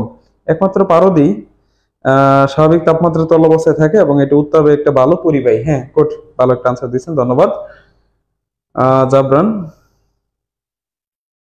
বাবুর পাটোয়ারি, তারপর হচ্ছে আশরাফুল ইসলাম নয়ন। আশা করি এটা পারার কথা, তাই না? বলেন তো, নয়ন পারবে, বাবুর পাটোয়ারি উনিও পারবে। হ্যাঁ, জুলকান আমার একটা কথা বলছে যে আয়তন প্রসারণ গুণাঙ্ক বেশি। ওকে, তাহলে আমরা নেক্সট প্রশ্ন যেতে পারি, চলেন যাই।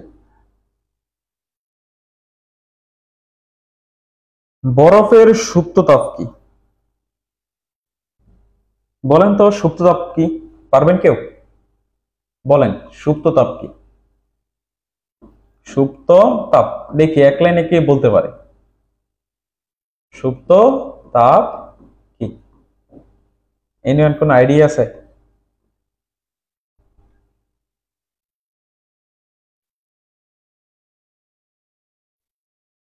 আচ্ছা, সম্রাট হোসেন পারবো।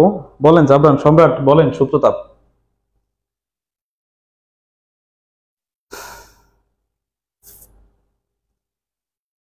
সুপ্ত তাপ হচ্ছে কোন একটা বস্তুর অবস্থা পরিবর্তন করার জন্য যে তাপটা সে নেয়, ঠিক আছে, সেটাকে আমরা কি বলি? সুপ্ত তাপ বলি। সো এখানে আমাদের বলছে যে বরফের সুপ্ত তাপ বলতে কি বোঝা। সো বরফের সুপ্ত তাপ মানে এখন এই বরফটা তার অবস্থান পরিবর্তন করার জন্য, মানে আপনি যদি এই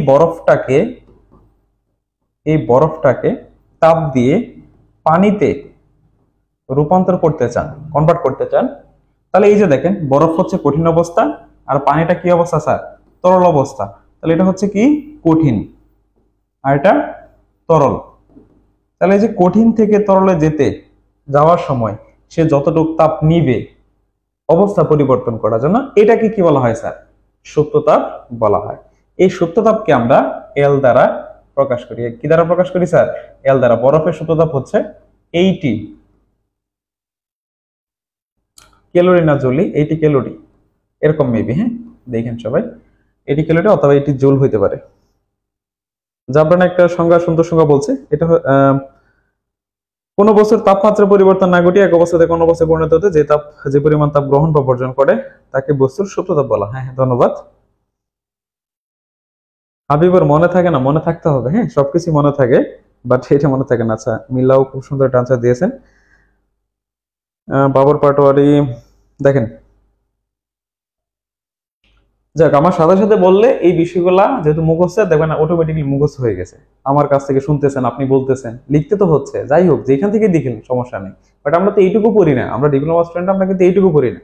আপনি যে আমার সাথে আসেন, আমি যে যে কথা বলতেছি, আপনি বলতেছেন, এই যে এইটুকুতেই আপনার কিন্তু এইটা ক্যাচ করে পরীক্ষার মধ্যে এটি মাথায় থাকবে, বুঝছেন? আরেকটা ইম্পর্টেন্ট কথা হচ্ছে, আপনি নিজে নিজে দেখবেন একটা 3-4 বার পড়তেছেন, মনে থাকতেছে না, বাট স্যার একবার বলে দিবে, ওইটাই মনে থাকবে। স্যারের কথাগুলা বেশি মনে থাকে, বুঝছেন? এটা এটা আমার ক্ষেত্রে হয়তো। আচ্ছা, মুরাদ আলী, হ্যাঁ, সম্রাট, ঠিক আছে, ধন্যবাদ আপনাদেরকে, আপনারা খুব সুন্দর সংখ্যা বলেছেন। তো এই যে কথাটাই, তাহলে কোন একটা বস্তু তার অবস্থান যখন পরিবর্তন করে, অবস্থা পরিবর্তন করে, সেটা কঠিন থেকে তরলে যাক কিংবা তরল থেকে গ্যাসীয় অবস্থায় যাক, তখন সে তাপমাত্রা পরিবর্তন না ঘটিয়ে যে পরিমাণ তাপ গ্রহণ করে বা বর্জন করে সেটাকে আমরা কি বলি? সুপ্ততাপ বলি। ঠিক আছে, বরফের সুপ্ততাপ মানে কি? তাহলে বরফটা যখন কি হয়, গলে যায়, তরলে পরিণত হয়, তখন সে যে তাপ কি করবে স্যার? গ্রহণ করবে, সেইটুক তাপকে আমরা কি বলবো? বরফের সুপ্ততাপ বলবো, যেটাকে আমরা এল দ্বারা প্রকাশ করি, এবং এল এর ভ্যালুটা হচ্ছে 80। আশা করি এটা পাওয়া যাবে, এটা সংক্ষিপ্ত প্রশ্নে আসতে পারে। চলেন পরবর্তী প্রশ্নে যাই। এই প্রশ্নটা, এটা খুবই গুরুত্বপূর্ণ বলা চলে। এটা একদম সহজ একটা প্রশ্ন, যে কত ডিগ্রি কত তাপমাত্রায় সেলসিয়াস স্কেলে এবং ফারেনহাইট স্কেলে একই পার্ট দেয়, মানে আপনি একই পার্ট পাবেন। পারবেন এটা? পারবেন? কত তাপমাত্রায় সেলসিয়াস স্কেলেও আপনি যে পার্টটা পাবেন এবং ফারেনহাইট স্কেলেও সেম পার্ট পাবেন? এটা একদম সহজ প্রশ্ন। দেখেন, আমি জাস্ট 1 মিনিট আমি সলভ করে দিচ্ছি। আমরা যেহেতু বলছি যে সেলসিয়াস আর ফারেনহাইট স্কেল, তার মানে এই দুটো স্কেলের মধ্যে আমি একটা সম্পর্ক জানি, আগে এই সম্পর্কটা লিখি। আমি ওই যে 5টা স্কেলের মধ্যে যে সম্পর্কটা লিখছিলাম, মানে দেখছিলাম, সেই সম্পর্কটা থেকে জাস্ট এই দুইটার মধ্যে সম্পর্কটা আমরা লিখবো, c/5 আর হচ্ছে f-32 ডিভাইডেড বাই 9। এই সম্পর্কটা তো আমরা সকলে দেখে আসছি প্রথমেই। আমাদের যেহেতু বলছে যে সেলসিয়াস আর ফারেনহাইট স্কেলে আমরা একই পার্ট পাবো, দ্যাট মিন্স আমি তো এটা বলতেই পারি যে c = f। পারি না বলতে? বলেন তো। যদি পারি তাহলে দেখেন, এখন সির মানটা f বসায় দেন। এই সির মানটা কত বসায় দেন? f। তাহলে f/5 f-32/9, দেন আর গুণ করেন, 9 দ্বারা f কে গুণ করলে হবে 9f, আর এইভাবে যদি গুণ করেন তাহলে হবে 5f মাইনাস 5 দ্বারা 32 কে গুণ করলে 160, তারপরে 9f মাইনাস 5f সমান হচ্ছে মাইনাসের 160। তাহলে এখান থেকে 4f সমান কত পাচ্ছেন? মাইনাসের 160 পাচ্ছেন। 4 দ্বারা কেটে দেন, তাহলে f সমান কত হবে? -40 ডিগ্রি ফারেনহাইট। তাহলে এই যে 40 ডিগ্রি ফারেনহাইট, এই টেম্পারেচারে আপনি সেলসিয়াস বলেন, ফারেনহাইট বলেন, একই পার্ট আমরা পাবো। ঠিক আছে, সম্রাট হোসেন আগে আনসার বলে দিয়েছে। হ্যাঁ, ধন্যবাদ। সম্রাট আগেই আনসার বলে দিয়েছে। আচ্ছা, ব্রিলিয়ান্ট। হ্যাঁ, আশা করি এটা পারা যাবে, সকলের এটা পারবেন।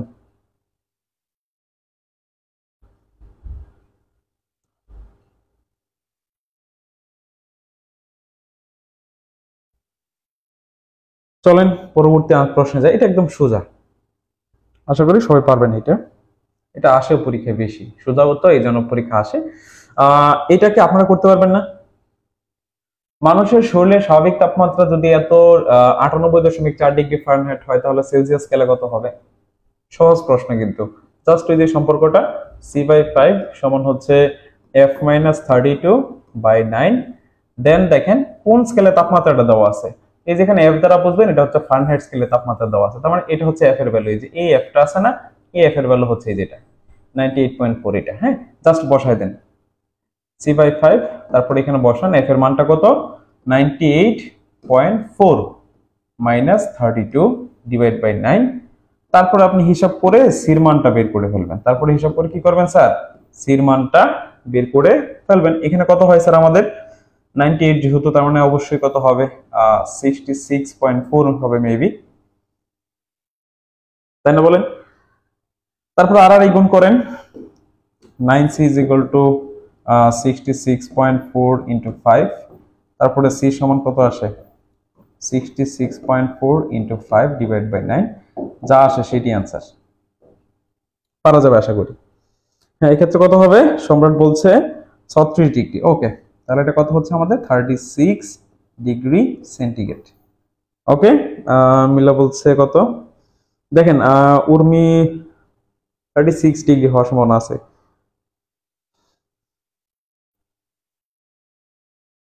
বাবর পাটোয়ারি, ওকে ধন্যবাদ, আপনারা আশা করি এগুলো পারবেন। হ্যাঁ, সবাই পারে, আচ্ছা আচ্ছা, পারলেই হয়েছে। হ্যাঁ,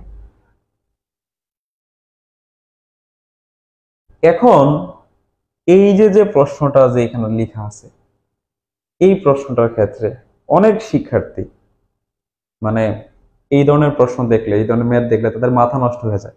বাট আমি আজকের এই ক্লাসে এমন সহজভাবে এই ম্যাথটা করাই দিব, আমার কয়েকটা কথা মাথায় রাখেন, এই ধরনের অঙ্ক নিয়ে আপনার আর কখনোই কোনো ঝামেলা হবে না, আর কখনোই কোনো ঝামেলা হবে না, বারো বলতেছি। হ্যাঁ,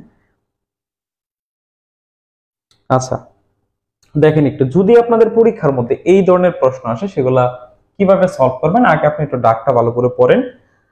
আমাদের ডাকের মধ্যে কি বলছে, 5 degree centigrade, 5 degree minus 5 degree Celsius তাপমাত্রার 100 গ্রাম বরফের সাথে 25 ডিগ্রি সেলসিয়াস তাপমাত্রার 500 গ্রাম পানি মিশ্রিত করা হলো, মিশ্রণের চূড়ান্ত তাপমাত্রা বের করো।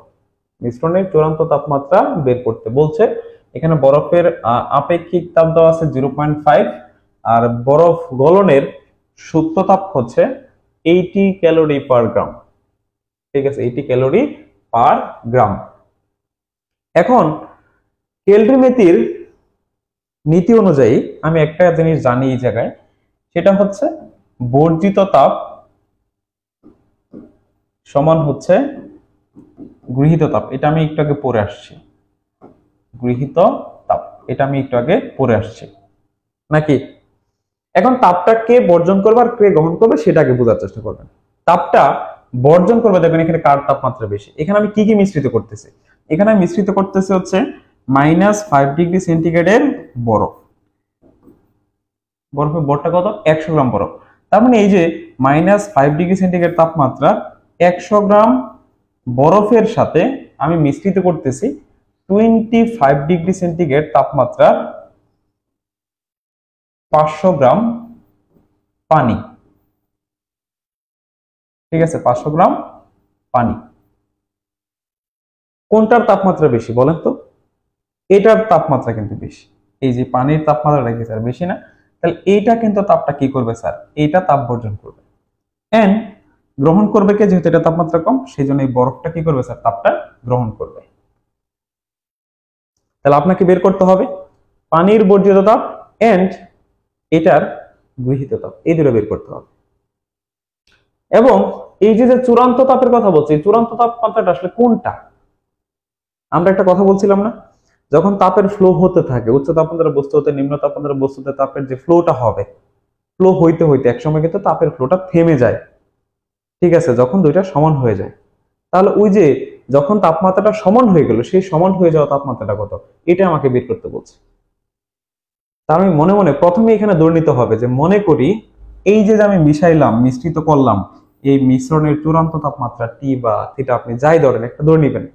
তাহলে প্রথম কাজটাই কি আপনার দড়ি, দড়ি চূড়ান্ত তাপমাত্রা, চূড়ান্ত তাপমাত্রা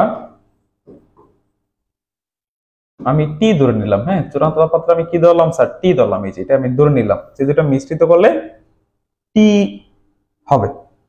এখন এই যে যে পানিটা আছে স্যার, এই পানিটা তাপটা বর্জন করে টিতে পৌঁছাবে, আর এই বরফটা তাপটা গ্রহণ করে টিতে পৌঁছাবে, কারণ দুটো সমান হবে, মানে এটা তো সারবে তাপ, সারতে সারতে সারতে সারতে এটা টিতে যাবে, আর এটা এটা থেকে নিতে নিতে নিতে নিতে টিতে যাবে। ওকে, তাহলে প্রথমত আমরা এই লাইনটা লিখবো যে পানি কর্তৃক বর্জিত তাপটা, পানি কর্তৃক বর্জিত তাপ, ঠিক আছে, তাহলে এই কথাটা আমরা লিখবো যে পানি কর্তৃক বর্জিত তাপ,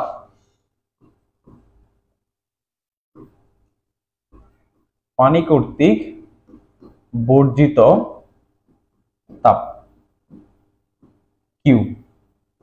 সূত্রটা হচ্ছে এরকম, এম এস, এখানে আপনি ডেল থিটাও লিখতে পারেন, আপনাদের বইয়ে ডেল থিটা লেখা আছে, আপনার যদি মনে হয় যে আমি এখানে ডেল থিটা লিখবো না, তাহলে আপনি চাইলে এইভাবে লিখতে পারেন যে T2 মাইনাস T1, একই কথা।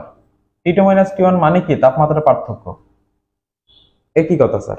আপনি এখানে চাইলে ডেল থিটাও লিখতে পারতেন অথবা T2 মাইনাস T1 লিখতে পারেন। মূলত এই ডেল থিটা মানেই হচ্ছে তাপমাত্রার পার্থক্য, মানে T2 minus T1, T2 minus T1 তাপমাত্রার পার্থক্যটা। তাহলে এখানে তাপমাত্রার পার্থক্যটা কত দেখেন, এখানে দেখেন আমি কি বলছি, পানি কর্তৃক বর্জিত তাপ, তার মানে এম হচ্ছে পানির ভর, এমটা কি পানির ভর, এস কি স্যার পানির আপেক্ষিক তাপ, আর এই যে T2 মাইনাস T1 এটা তো বললাম ডেল থিটা, মানে হচ্ছে তাপমাত্রার পার্থক্যটা কত, তাপমাত্রার পার্থক্য। তাহলে পানির ভর এখানে বলে দেওয়া হয়েছে যে 500 গ্রাম, সো আমি এখানে 500 লিখলাম, 500। এই যে পানির আপেক্ষিক তাপ, এটা আমরা সকলে জানি, পানির আপেক্ষিক তাপ হচ্ছে 1, পানির আপেক্ষিক তাপ কত 1, তাহলে 500 ইনটু 1। আর তাপমাত্রার পার্থক্য দেখেন, আগে তাপমাত্রা কত ছিল 25, আর পরে বর্জন করার পরে কত হয়েছে, টিতে যাবে, তার মানে 25 মাইনাস টি, 25 মাইনাস টি, হিসাব যদি করি আমরা তাহলে কত হবে, 500 সাথে গুণ করলে 500 হচ্ছে, 500 ইন্টু 25 মাইনাস, এইভাবেই থাকুক। হ্যাঁ, চাইলে গুণ করে দেওয়া যায়, চাইলে কি করে দেওয়া যায় স্যার, গুণ করে দেওয়া যায়, 5 25 হচ্ছে 125, তারপরে দুইটা শূন্য মাইনাস 500, এটা হচ্ছে কি স্যার বলেন তো, এই যে টেম্পারেচারটা আমরা বের করলাম এটা হচ্ছে বর্জিত তাপ, এটা কি তাপ, বর্জিত তাপ। আপনি আগে একটু বলেন যে এইটুকু বুঝছেন কিনা,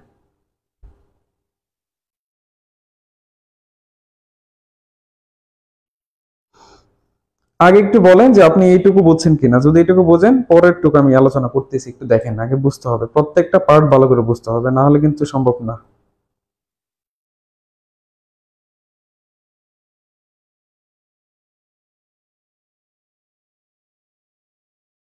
আচ্ছা, বাবর পাটোয়ারি মিলা বলছেন, একটু দেখেন না ভাই দ্রুত যে এটা ক্লিয়ার কিনা।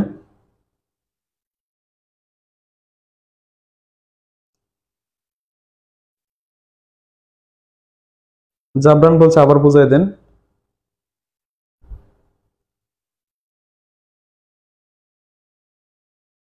আচ্ছা, আশরাফুল ইসলাম নয়ন বলছেন কোন তাপমাত্রায় সেলসিয়াস ও রোমার স্কেলে পড়লে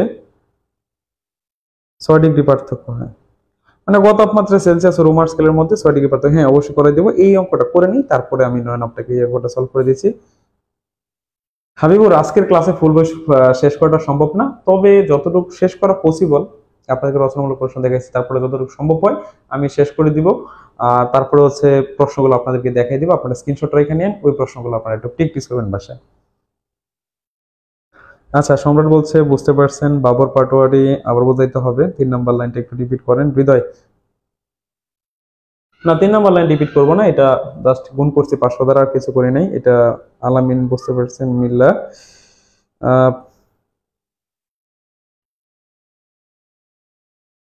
দেখেন সবাই, প্রথমত বর্জিত বা আপনার গৃহীত তাপ বের করার সূত্রটা কিন্তু এইটা, এই যে Q is equal to m s del theta। So m মানে হচ্ছে ভর, m মানে কি ভর, আপনি যার বর্জিত বা গৃহীত তাপটা বের করতেছেন তার ভরটা এই জায়গায় লিখবেন, আর এই s মানে হচ্ছে আপেক্ষিক তাপ, পানির আপেক্ষিক তাপ হচ্ছে 1, বরফের আপেক্ষিক তাপ হচ্ছে 0.5, আর এই যে ডেল থিটা, এটা মানে কি স্যার? তাপমাত্রা পার্থক্য। পার্থক্যটা কত এইটা লিখবেন, হ্যাঁ ঠিক আছে। তাহলে এই যে সূত্র অনুসারে দেখেন, এম এর মান হচ্ছে 500, পানির ভরটা 500, এস এর মান হচ্ছে 1, আর টি2 - টি1 মানে হচ্ছে তাপমাত্রার যে পার্থক্যটা আছে, আমরা জানি যে পানির তাপমাত্রাটা ছিল 25, সেখান থেকে সে কততে যাবে স্যার? টিতে যাবে, মানে যে চূড়ান্ত তাপমাত্রা টিতে পৌঁছাবে বর্জন করে। তাহলে পার্থক্যটা কত হচ্ছে? 25 থেকে টিতে যাচ্ছে, তার মানে 25 - টি, সেজন্য এখানে লিখছি 25 - টি। তারপরে হিসাব করেন কত হবে, এটা হবে। এটা হচ্ছে বর্জিত তাপ। এখন আমরা চলেন কি বার করবো স্যার? গৃহীত তাপ। এখন এই যে বরফটা এখানে আছে, এই বরফ কিন্তু তিনটা স্তরে, কয়টা? তিনটা স্তরে তাপটা কি করবে স্যার? গ্রহণ করবে। আমি স্তরগুলো আগে আপনাদের বোঝাই। এখানে বরফ আছে কত ডিগ্রি সেন্টিগ্রেডের বলেন তো? -5 ডিগ্রি সেন্টিগ্রেডের বরফ আছে।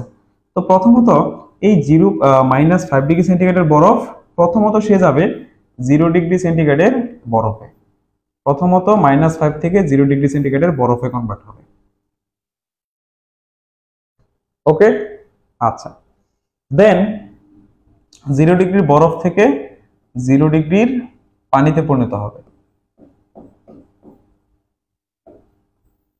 তারপরে 0 ডিগ্রির পানি থেকে চূড়ান্ত তাপমাত্রায় পৌঁছাবে। চূড়ান্ত তাপমাত্রায় পৌঁছাবে। আশা করি এইটুকু বুঝতে পারছেন, এই যে স্টেপগুলো আছে এখানে। তাহলে এই যে একটা স্টেপ, এই যে -5 ডিগ্রি বরফ থেকে 0 ডিগ্রির বরফে যাবে।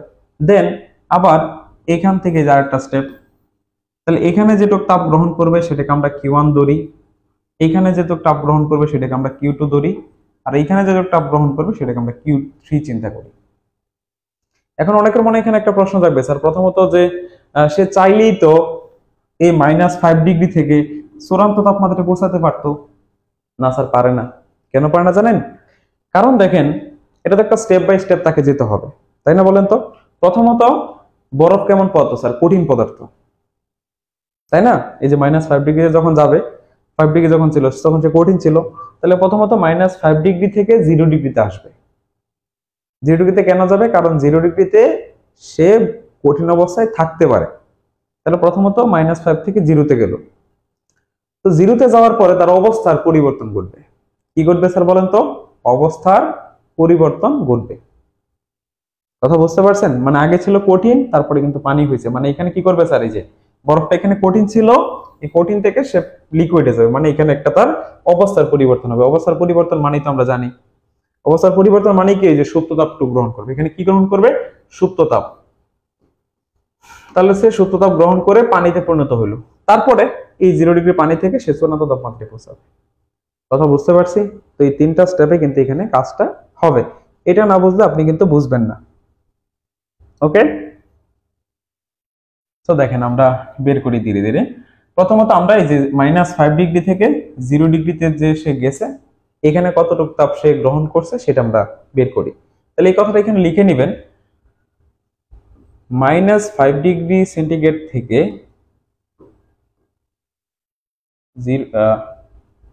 0 ডিগ্রি সেন্টিগ্রেড তাপমাত্রায় পৌঁছাতে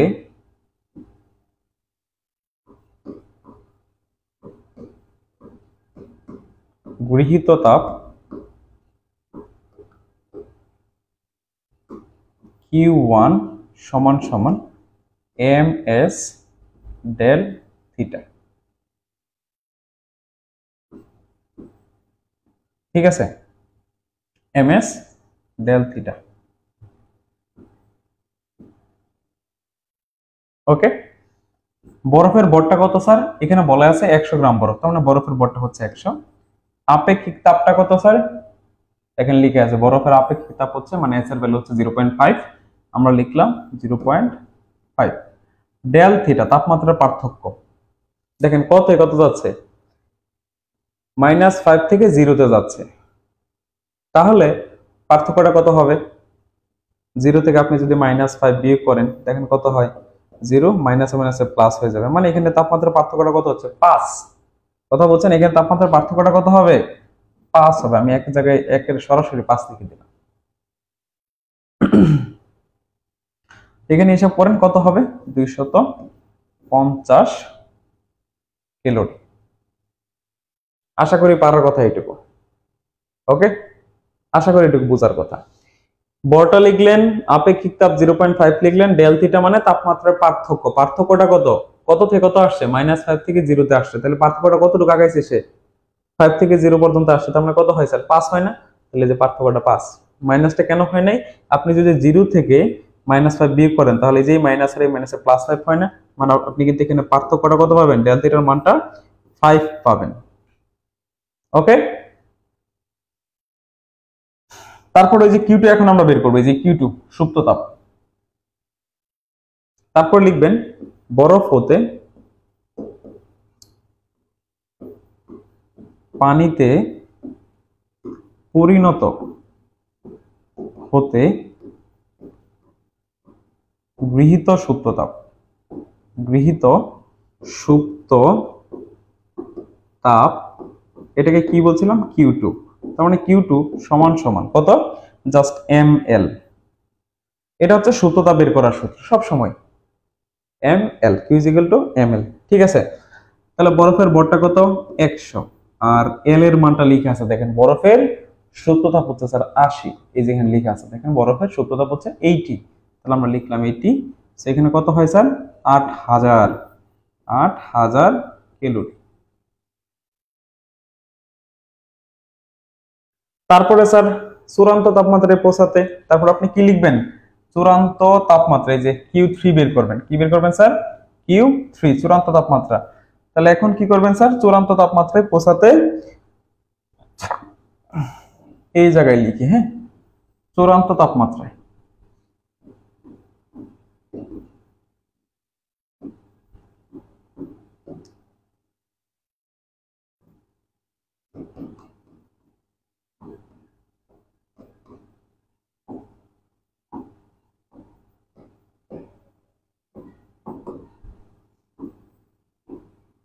কিউ3 চূড়ান্ত তাপমাত্রায় পৌঁছাতে গৃহীত তাপ কিউ3 সমান একই সূত্র, এমএস ডেল থিটা।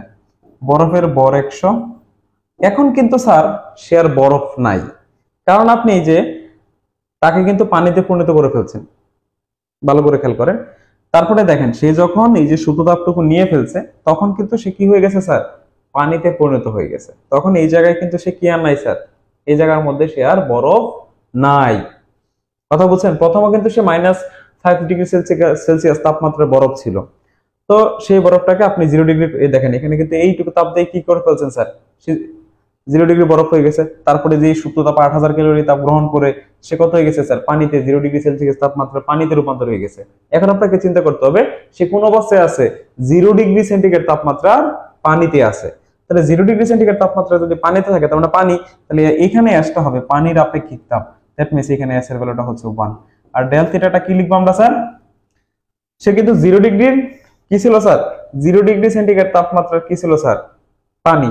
সেখান থেকে সে কোথায় পৌঁছাবে, থিতাতে পৌঁছাবে।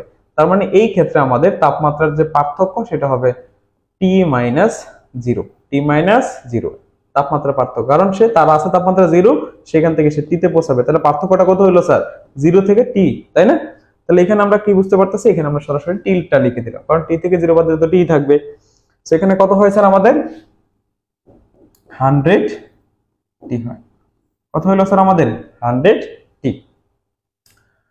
তাহলে এখন দেখেন জাস্ট এটা হচ্ছে, এটা কি স্যার বলেন তো, বর্জিত তাপ। আর বাকি যে আমরা তিনটা বের করছি, এই যে 250,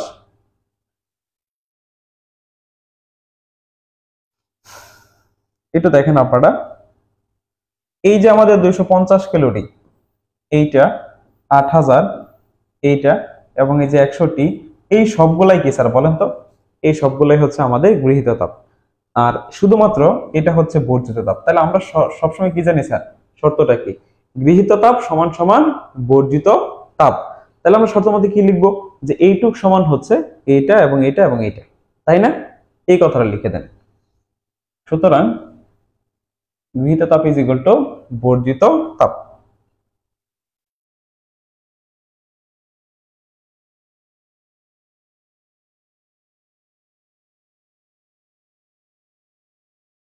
সুতরাং গৃহীত তাপ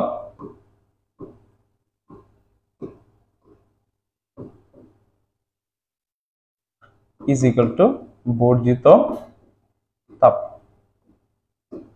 তাহলে এই ক্ষেত্রে আমাদের গৃহীত তাপটা কি কি আসছে দেখেন স্যার। প্রথম আছে 250, লিখলাম 250। আবার কতটুক স্যার, এই যে 8000, নিচে দেখেন এই যে 8000।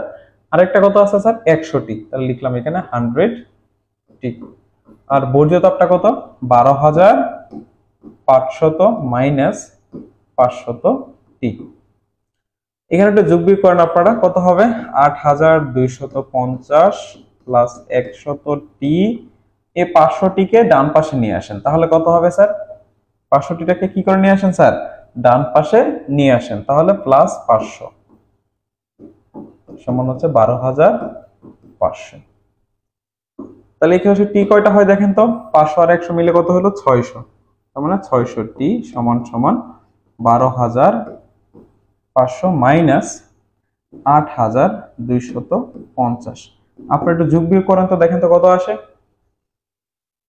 মেবি 4250 হবে। হ্যাঁ, আর এই পাশে কত পাইলাম আমরা, 600টি।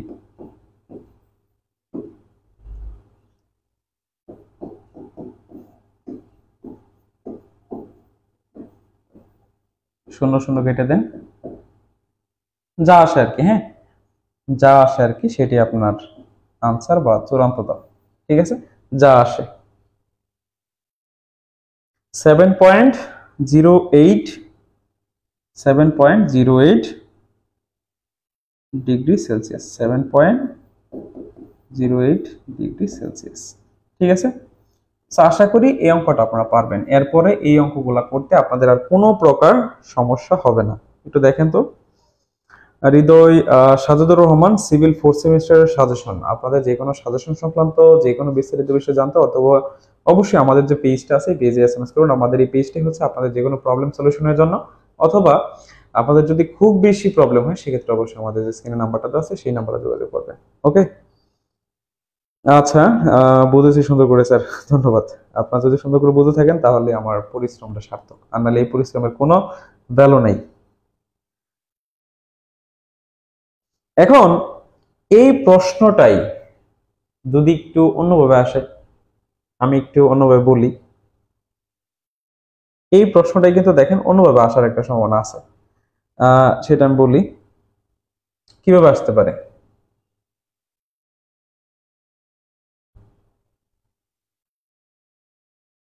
-10 ডিগ্রি সেন্টিগ্রেড তাপমাত্রার 100 গ্রাম বরফকে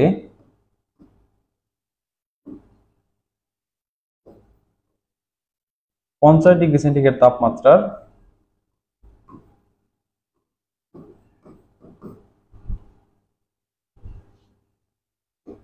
পানিতে রূপান্তর করতে, পানিতে পরিণত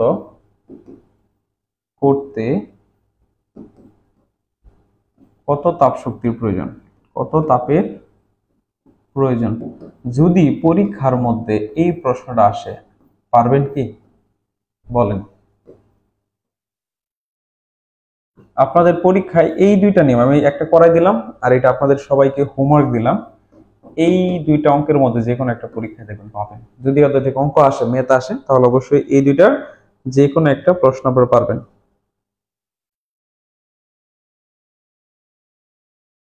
ওকে, তো দেখেন এই যে এই দুটো প্রশ্নের যে কোনো একটা প্রশ্ন মানে ম্যাথ আসলে অবশ্যই এই দুটোর মধ্যে যে কোনো একটা হবে। আমি শর্টকাটে এই অঙ্কটা একটু আপনাদেরকে বোঝাচ্ছি। এখানে কিন্তু 3টা স্টেপ হবে। কয়টা স্টেপ হবে স্যার? 3টা। এই যে -10 ডিগ্রি সেন্টিগ্রেড তাপমাত্রা যে 100 গ্রাম বরফ আছে, প্রথমত দেখেন এখানে স্টেপগুলো দেখেন।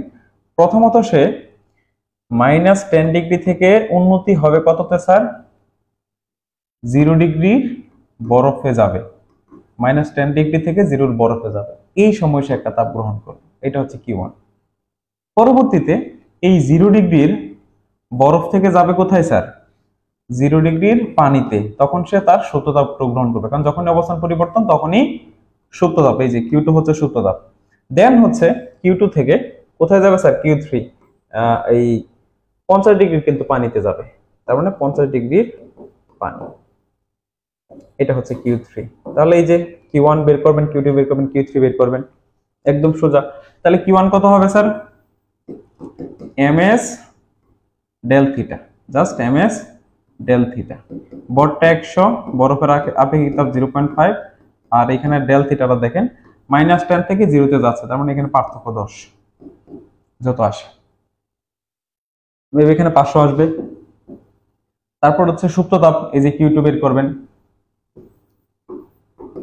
ml, সেম হচ্ছে কত, 100 গ্রাম বরফ, আর এল এর মানটা কত স্যার, 80, একটু আগে দেখে আসছি, সেই যে 80, তার মানে এখানে কত, 8000 ক্যালোরি। ঠিক আছে, তাহলে Q1 এবং Q2 এই দুটো বের করে ফেললাম, এন্ড দেন Q3। সেই যে এখানে দেখেন আমরা Q3 বের করি, ডেল থিটা, বরটা হচ্ছে 100, আপেক্ষিক তাপ 1, পানির আপেক্ষিক তাপ 1, আর ডেল থিটাটা হচ্ছে কত স্যার, 50, 0 থেকে 50 যত যাচ্ছে, তার মানে এই 50 থেকে 0 বাদ দেন, 50 থাকবে না, হিসাব করেন এখানে কত হয়, 5000, কত হবে, 5000 ক্যালোরি। এই সবগুলো যোগ করে দেন, তাহলে 8 5 13, 13 আর 5 কত হলো, 500, তার মানে 13500 ক্যালোরি তাপ লাগবে যদি আপনি -10 ডিগ্রি সেন্টিগ্রেড তাপমাত্রা 100 গ্রাম বরফকে 50 ডিগ্রি সেন্টিগ্রেড তাপমাত্রায় পানিতে কনভার্ট করতে চান। আশা করি পারবেন সবাই। তাহলে এই দুইটা প্রশ্ন, যে কোনো একটা প্রশ্ন পরীক্ষায় থাকতে পারে। নয়ন দেখেন ক্লিয়ার কিনা আপনাদের, ঠিক আছে, নয়ন দেখেন তো আপনাদের ক্লিয়ার হয়েছে কিনা বিষয়টা।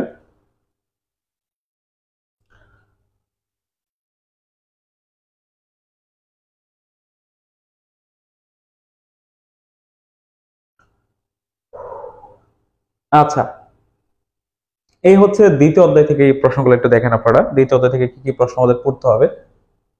একটা ম্যাথ দেওয়া আছে এখানে, যে একটা তামার তারের দৈর্ঘ্য, তামার তারের 60 ডিগ্রি সেলসিয়াস তাপমাত্রায় দৈর্ঘ্যটা হচ্ছে 200 সেন্টিমিটার, এবং হচ্ছে 150 ডিগ্রি সেলসিয়াস তাপমাত্রায় 200.206 সেন্টিমিটার তামার দৈর্ঘ্য প্রসারণ সহগ যেটা আছে সেটা বের করতে বলছে। তারপর হচ্ছে তাপ পরিবহন গুণাঙ্কের মাত্রা ও একক বের করো।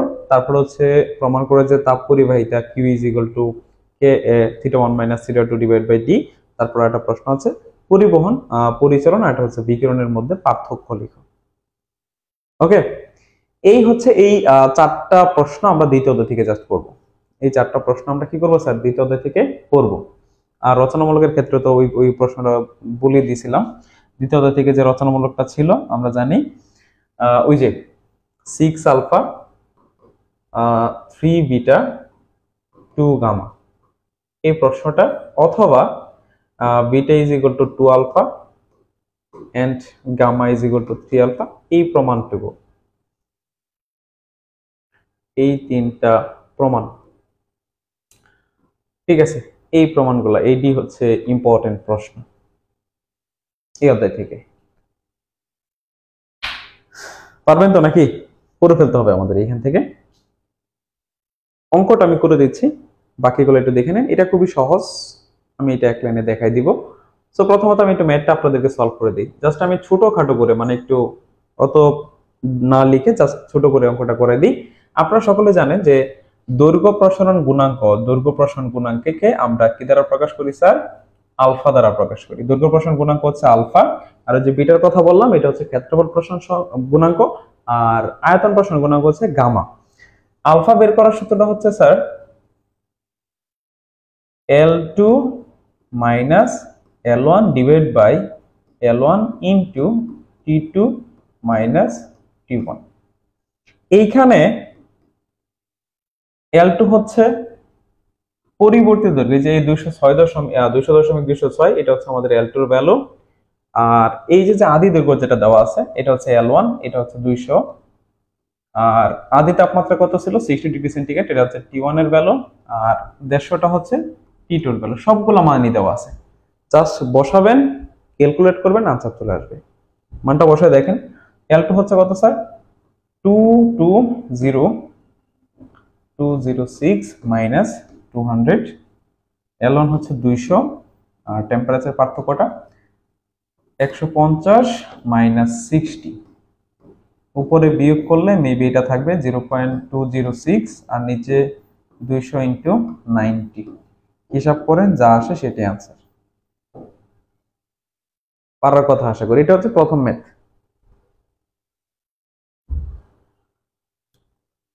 জাবরান আমি দেখি কতক্ষণ পড়ানো যায়। যতটুকু পারি ইনশাল্লাহ সলভ করে দেবো, তারপরটুকু আপনাদেরকে প্রশ্ন দেখাই দেবো, ওই প্রশ্নগুলো আপনি একটু দেখে নিন, ওইগুলো একটু নিজে পড়ার চেষ্টা করবেন, তাহলে ফিজিক্স ওয়ানটা আশা করি শেষ, ফিজিক্স টুটা আশা করি শেষ হয়ে যাবে। ওকে,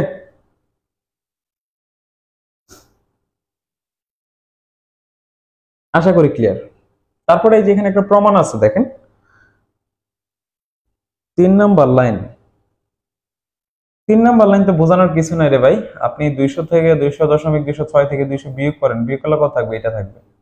আর নিচে এই যে 200, এই যে 200 আর 150 থেকে 60টা বিয়োগ করেন, কত হয়, 90 হয়।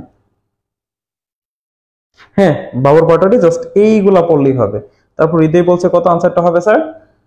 হৃদয় বলছে 0.0927, এটা হচ্ছে আনসার। ঠিক আছে, সেলসিয়াস ইনভার্সন, হ্যাঁ এটা হচ্ছে আনসার। ওকে, আর এই প্রশ্নটা পড়ে নেই, আর এই যে এটা যেটা আছে এটা একদম থিওরিটিক্যাল একটা প্রশ্ন, পার্থক্যটা শিখে ফেলবেন। আর এটা দেখেন সহজ আছে, পরীয় তাপ পরিবহন গুণাঙ্কের মাত্রা একক বের করা, এটা সহজ আছে, পারবেন আপনারা। আমি প্রমাণটা দেখাই দিই। হ্যাঁ, এই প্রমাণটা আমি দেখাচ্ছি। দেখেন আমাদের কি প্রমাণ করতে বলছে।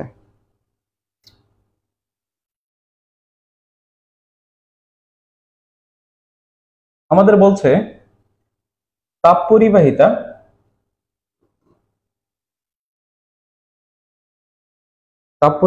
Q is equal to K A θ2 minus θ1 divided by D. তাপ পরিবাহিত হওয়ার যে ধর্ম সেটাকে আসলে তাপ পরিবাহিতা বলে। আমি যদি এখানে দুইটা পৃষ্ঠতল চিন্তা করি, সাপোজ মনে করেন এই হচ্ছে আমার একটা পৃষ্ঠ এবং এইখানে আরেকটা পৃষ্ঠ আছে। ওকে, এবং এদের যে মধ্যবর্তী দূরত্বটা, মধ্যবর্তী ডিস্টেন্স, এটাকে আমি ডি চিন্তা করি, মধ্যবর্তী ডিস্টেন্সটা হচ্ছে ডি। এবং এই যে একটা পৃষ্ঠ এখানে আছে, এই পৃষ্ঠগুলোর ক্ষেত্রফল হচ্ছে এ। এই পৃষ্ঠগুলোর ক্ষেত্রফলটা কত স্যার? এ। কথা বুঝতে পারছেন? এবং এটা হচ্ছে 1 নম্বর পৃষ্ঠ, ধরেন এটা হচ্ছে 2 নম্বর পৃষ্ঠ। আচ্ছা দেখি এখানে কিউ2 না কিউ1 বলছে, কিউ1 বলছে। হ্যাঁ,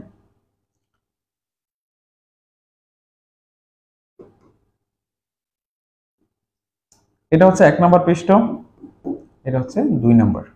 মানে এটা হচ্ছে উচ্চ তাপমাত্রার বস্তু, মানে এই পৃষ্ঠটার তাপমাত্রা বেশি, আর এটা হচ্ছে নিম্ন তাপমাত্রার একটা বস্তু।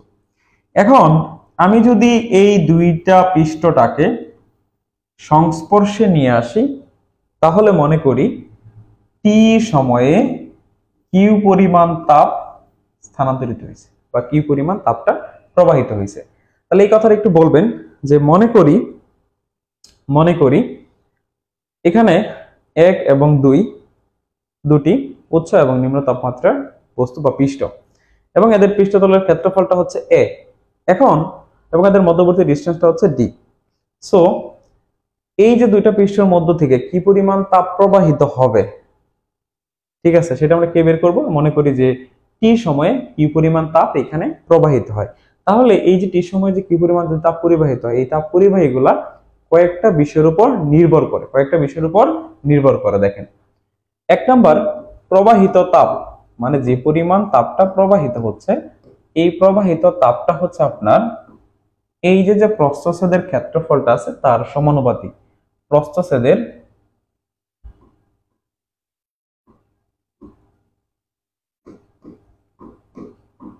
ক্ষেত্রফলের সমানুপাতিক।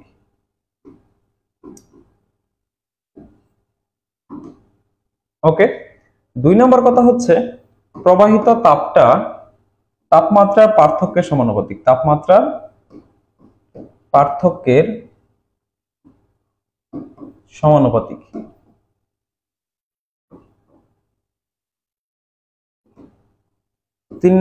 3 নম্বর লাইনটা হচ্ছে মধ্যবর্তী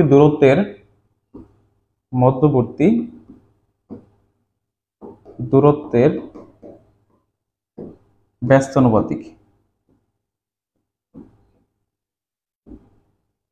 আরেকটা লাইন আছে এখানে যে সময়ের প্রবাহিত তাপ সময়ের সমানুপাতিক। সময় যত বাড়বে তাপের প্রবাহের হার তত বাড়বে। ঠিক আছে, তার এই যে কথাগুলো থেকে দেখেন প্রবাহিত তাপ কিউ প্রস্থদের ক্ষেত্রফলের সমানুপাতিক, তার মানে প্রস্থদের ক্ষেত্রফলটা যদি এ হয় তাহলে আপনি লিখতে পারেন না যে কিউ প্রপোর্শনাল এ 1 নম্বর অনুসারে।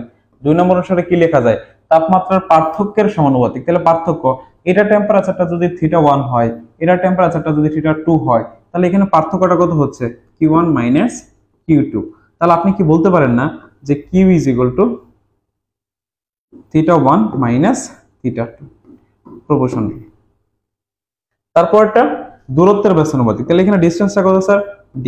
তাহলে আমরা ব্যাসানুপাতিক যেহেতু বলছি সেই জন্য লিখতে পারি 1/d। আর সময়ের সমানুপাতিক, তার মানে কি প্রপোর্শনাল t। এখন এই সবগুলোকে যদি একত্র করেন তাহলে দেখবেন এরকম একটা লাইন চলে আসছে। এখন আমি যদি সবগুলোকে একত্রে করি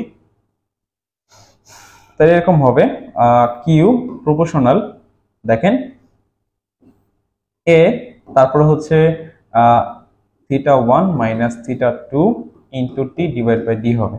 তারপরে দেখেন এই সমানুপাতিক চিহ্নটাকে আমি যদি তুলে ফেলি তাহলে আমাকে একটা ধ্রুবক দিতে হবে, সেই ধ্রুবকটা হচ্ছে কে। তাহলে এখানে এরকম হয়ে যায় না, K A θ1 minus θ2 divide by D into T. এইটাই তো আমাকে প্রমাণ করতে বলছে। ওকে, আচ্ছা নয়ন পারি এটা, ওকে যদি পারেন তাহলে তো হয়েছেই, তাহলে আমি বেঁচে গেছি। হ্যাঁ, যদি পারেন তাহলে তো হয়েছেই। তারপরে আমরা তৃতীয় অধ্যায়ে যাই। হ্যাঁ, তারপরে আমরা তৃতীয় অধ্যায়ে যাই। স্যার তৃতীয় অধ্যায়ে জাস্ট এই 4টা প্রশ্ন পড়বেন, 4টা প্রশ্ন, আর কিছু পড়তে হবে না। তাপগতিবিদ্যার প্রথম সূত্রটি ব্যাখ্যা করো। আমরা যদি কাজকে সম্পূর্ণরূপে তাপে রূপান্তর করি অথবা তাপকে সম্পূর্ণরূপে কাজে রূপান্তর করি, সেই ক্ষেত্রে তাপ এবং কাজ এই দুইটা পরস্পর সমানুপাতিক। এটি হচ্ছে তাপগতিবিদ্যার প্রথম সূত্র। ঠিক আছে, তারপরে তাপের ক্যালোরিক মতবাদ, এটা আনসার আমি দেখাচ্ছি। আর এই দুইটা প্রমাণ তো আমি প্রথমে বলছিলাম রচনামূলকের প্রশ্নের ক্ষেত্রে, তাই না? এই দুইটা থেকে যে কোনো একটা প্রশ্ন পরীক্ষায় থাকবে। এটার প্রমাণ আমার লেকচার ভিডিওতে আছে, সেটা দেখে নেবেন। এটা সলভ করতে গেলে আমার জীবন শেষ হয়ে যাবে, কারণ এটা অনেকটা বড়। এটা আমি নেক্সট ক্লাসে ইনশাআল্লাহ সলভ করে দেবো, যেদিন রচনামূলক সলভ করব। ওকে, হ্যাঁ নয়ন অবশ্যই প্রমাণটা অনেক, আগের প্রমাণটা অনেক সহজ এবং ছোট। এই যে স্যার তাপের ক্যালোরিক মতবাদ এখানে লেখা আছে, দেখেন এই কথাগুলো যদি আপনি বলে দেন দ্যাটস এনাফ। এখানে কয়েকটা পয়েন্ট আছে, এই পয়েন্টগুলো জাস্ট লিখে দিবেন পরীক্ষায়। ঠিক আছে, এই যে তাপের ক্যালোরিক মতবাদটা দেখে নেন একটু, যেহেতু থিওরিটিক্যাল প্রশ্ন এটা, সেজন্য আমি আর ব্যাখ্যা করলাম না, আপনারা একটু দেখে নেন। ওকে,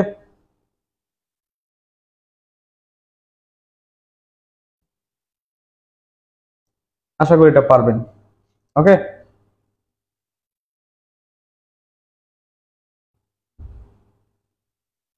তারপরে এটা হচ্ছে 4 নাম্বার অধ্যায় থেকে এই প্রশ্নগুলো, প্রত্যাগামী অপ্রত্যাগামী প্রক্রিয়ার পার্থক্য, অন্তর্দহ বৈধ ইঞ্জিনের মধ্যে পার্থক্য, তাপী ইঞ্জিনের দক্ষতা, পৃথিবীর এন্ট্রপি ধনাত্মক, কার্নোট চক্রের মূলনীতি। এখান থেকে কোনো প্রশ্ন আসুক বা না আসুক, এই যে প্রশ্নটা দেখা হচ্ছে পৃথিবীর এন্ট্রপি ধনাত্মক, এটা আসবেই পরীক্ষায়। ঠিক আছে, খুবই গুরুত্বপূর্ণ প্রশ্ন। এটা হচ্ছে যে অন্তর্দহ এবং হচ্ছে বহির্দহ ইঞ্জিনের মধ্যে পার্থক্য, এটা আসবে পরীক্ষায়।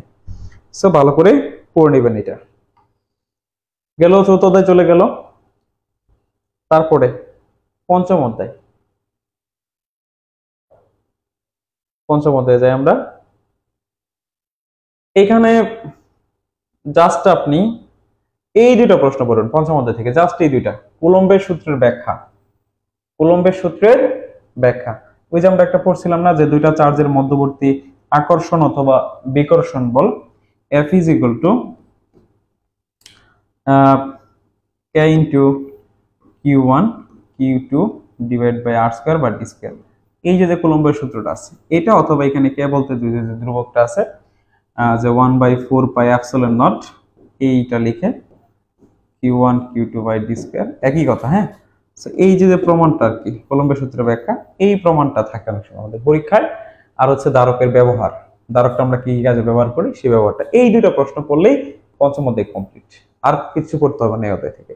পঞ্চম অধ্যায় থেকে জাস্ট এই দুটো প্রশ্ন পড়বেন। ওকে, দেখেন ষষ্ঠ অধ্যায় পড়ার কোনো প্রয়োজন নাই। হ্যাঁ, পঞ্চম অধ্যায় এই পর্যন্ত পড়লে চলবে, ষষ্ঠ অধ্যায় পড়ার কোনো প্রয়োজন নাই। তারপর আসেন সপ্তম অধ্যায়। সপ্তম অধ্যায় থেকে এই যে এই 4টা প্রশ্ন করতে হবে, সপ্তম অধ্যায় থেকে এই 4টা প্রশ্ন।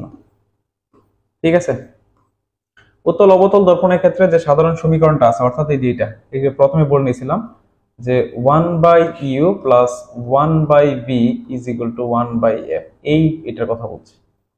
ওকে, আর f is equal two r/2, এইটা। আর এই রিলেটেড একটা ম্যাথ, আর বাস্তব অবাস্তব প্রতিবিম্বের মধ্যে পার্থক্য। তো সপ্তম অধ্যায় পর্যন্ত আমরা প্রশ্নগুলো দেখলাম। ইনশাল্লাহ সামনের ক্লাসে বাকি যে অধ্যায়গুলো আছে সেগুলোর প্রশ্নগুলো দেখব, সলভ করব, অনেক কিছু শিখবো।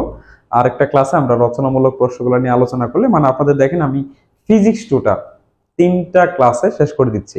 আজকের এই ক্লাসে আমরা সপ্তম অধ্যায় পর্যন্ত আমি দেখাই দিলাম, যেগুলো পারেন সেগুলো শিখে ফেলবেন। নেক্সট ক্লাসে যেগুলো প্রবলেম হয় সেগুলো আমাকে বললেন, আমি ইনশাল্লাহ আপনাদেরকে সেগুলো সলভ করে দিব।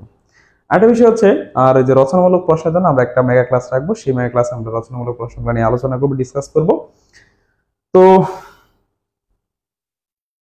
প্রথম প্রমাণটা ইনশাল্লাহ করে দিব না, এটা আমি প্রথমেই বলছিলাম যে আমরা রচনামূলক, এটা কিন্তু রচনামূলকের মধ্যে প্রথমে দেখানো হয়েছিল, সেটা রচনামূলক ক্লাসে এটা আমরা সলভ করবো ইনশাল্লাহ। ঠিক আছে, আচ্ছা। হ্যাঁ, কেমিস্ট্রি 2 এর উপর অবশ্যই আমরা একটা ক্লাস করব, কেমিস্ট্রি 2 এর উপর ইনশাল্লাহ আমরা একটা ক্লাস করব, চিন্তার কোনো কারণ নেই। ওকে, ঠিক আছে। তো আজকে আমরা এই পর্যন্তই এখানে সমাপ্তি দিতে চাচ্ছি। আর সবার ক্লাসের শেষে আপনাদেরকে আরেকটা কথা বলতে চাচ্ছি, আবার বলতে চাচ্ছি যে আমাদের এই মুহূর্তে আপনাদের সুপার সাজেশনের যে কোর্সটা, সেই কোর্সটা নিতে পারবেন মাত্র 750 টাকা দিয়ে। আমরা চাই না যে কোনো শিক্ষার্থীর এফার্ট খাক, সো এফার্ট যাতে না আসে, সেই জন্য আমাদের সুপার সাজেশনটা, যেটা ফলো করলে আপনি ভালো একটা ফলাফল অবশ্যই পাবেন, সেই জন্য অবশ্যই আমাদের পেজ অথবা আমাদের হোয়াটসঅ্যাপ নাম্বারে SMS করতে পারেন। তো সবাইকে ধন্যবাদ এতক্ষণ আমাদের সাথে থাকার জন্য। ভালো থাকবেন, সুস্থ থাকবেন, আল্লাহ হাফেজ।